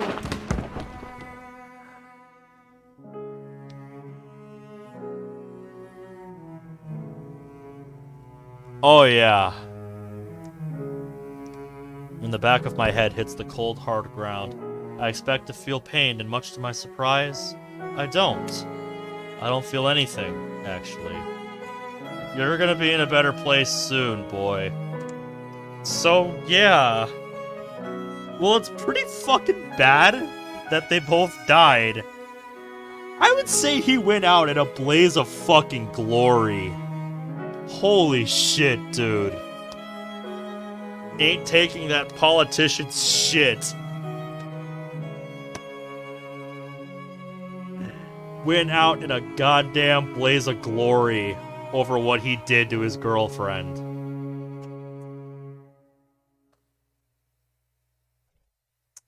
I respect that. It's the remaining reserve of strength I have left.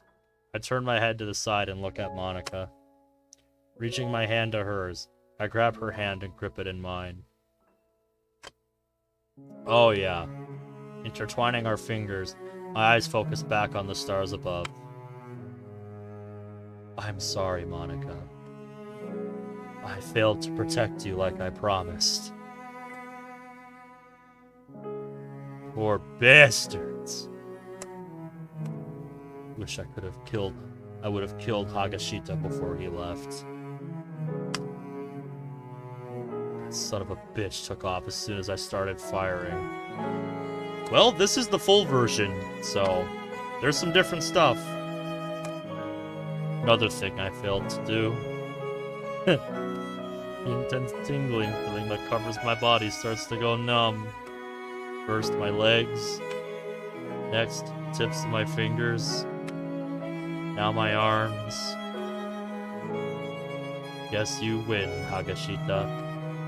Both Monika and I dead. Your identity behind all this is hidden. Julia doesn't know the information I was told a bit ago, but knowing her tenacity, she won't stop until she finds whoever was behind all this. One day she'll find you, Hagashita. She does.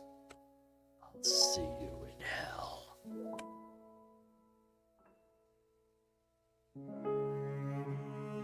Is this him? Yes, ma'am. Jesus Christ. Go home, Julia. I'm taking over now. Besides, you need some time to rest after all this. Yes, ma'am. Julia, my condolences. I knew that you and him were very close. I don't say anything and turn away from the assistant director. Miyuki insists I go home and get some sleep and assures me she'll take care of the paperwork. Another agent helps me walk past press and reporters, helps them me into my car. Putting the key into the ignition, I don't bother starting it. Gonna depend on what you all want me to do. Like I said earlier in the stream, after stream tonight, check my community tab, because I'm going to be putting up a poll so you guys can help me decide what to do next. Whether we're going to play another route, play all the routes, or move on to a new mod. That's all going to be up to you guys. I rest both my hands against the steering wheel and bury my face in. Unable to fight back anymore, I start crying alone in my car.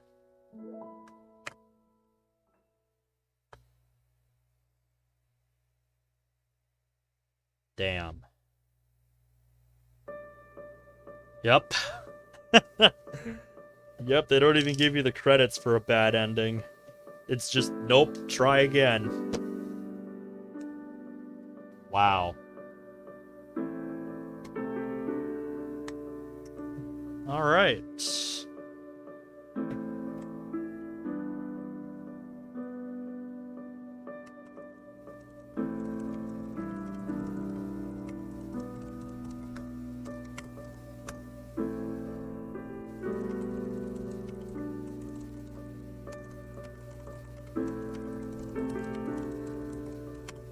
And just so you're aware, if you're not here in the stream when I post the poll, it'll be in the server. So if you're not part of the server, click the link in the description to get in on this.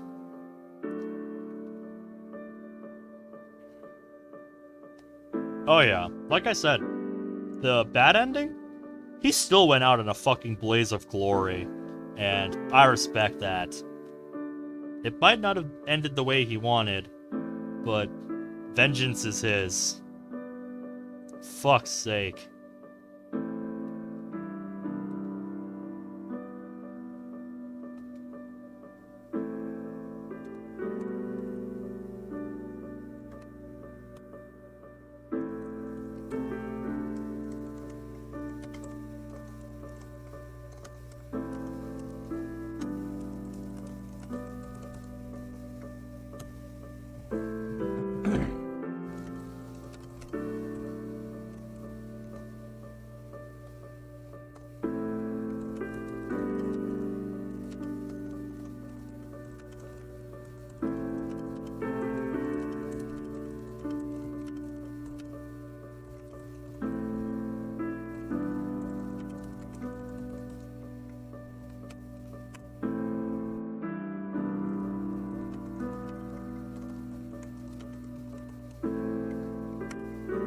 Hey, Nikolais. Sorry you're coming in right at the end. We just finished both endings for Monika's route here, so... But check the community tab after stream tonight, because I'm going to be posting a poll there. Basically, I'm asking you guys if you want me to continue this mod, or if we should move on to a new mod.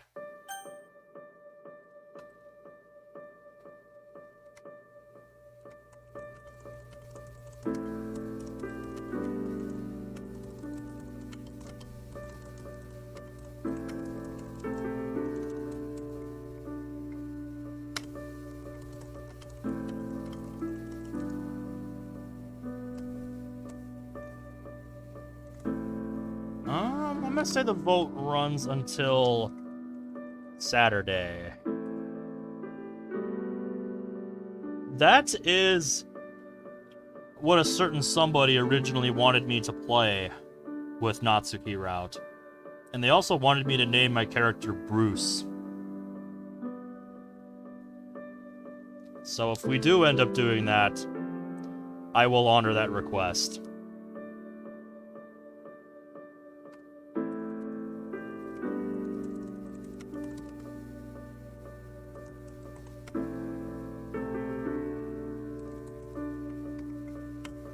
Who told you to name him Bruce?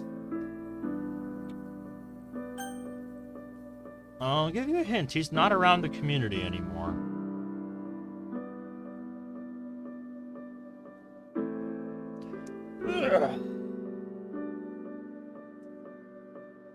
Or I should say he's not a vocal part of the community anymore.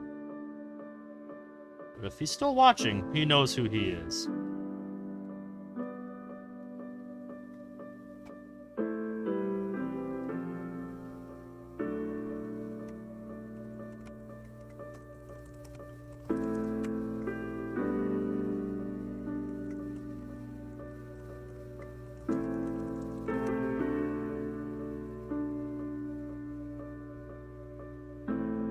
No, not him.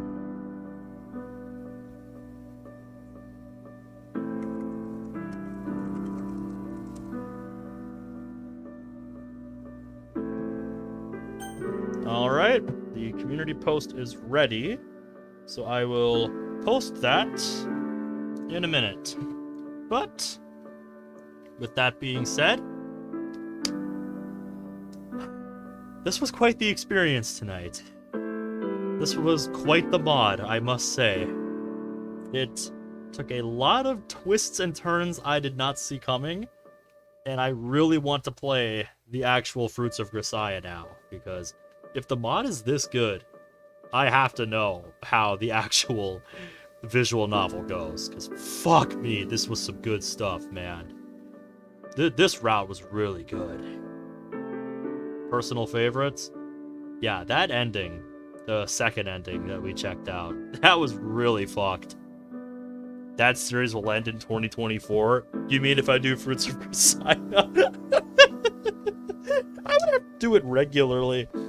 I know Caleb would want to play along with me, but I'm not sure we could make that work regularly. I would have to do it like every week, and he would just have to join me whenever he can. I'm just really sorry, mate, if you're watching right now, but oh my god. There's no way, with how long that visual novel is, there's no way like we could do it all the time. Are you ever gonna play Steins Gate? That's another one he wants me to play. Please. I'm well aware of all these things. Imprudent. Caleb really wants me to play Steins Gate after we finish Devil, so that is a future plan that we have. Isn't that one 60 hours? Whichever one I end up doing next, I wouldn't know. I know you're a World of Dreams coder, Nico. Yeah, Zach was talking about it earlier. He just released his mod fairly recently, and he said when he wrote his premise, he took a bit of a jab at it. Steins Gate, one of your favorite animes? I have been told the visual novel is much better than the anime. Anyway, we could be here all night talking about stuff like this, but if we want to continue discussions like this, I say let's do it in the server. So, I am done for tonight. I just wanted to get my thoughts out on the mod there at the end here. So yeah, I am going to post the poll in the community tab in a moment here.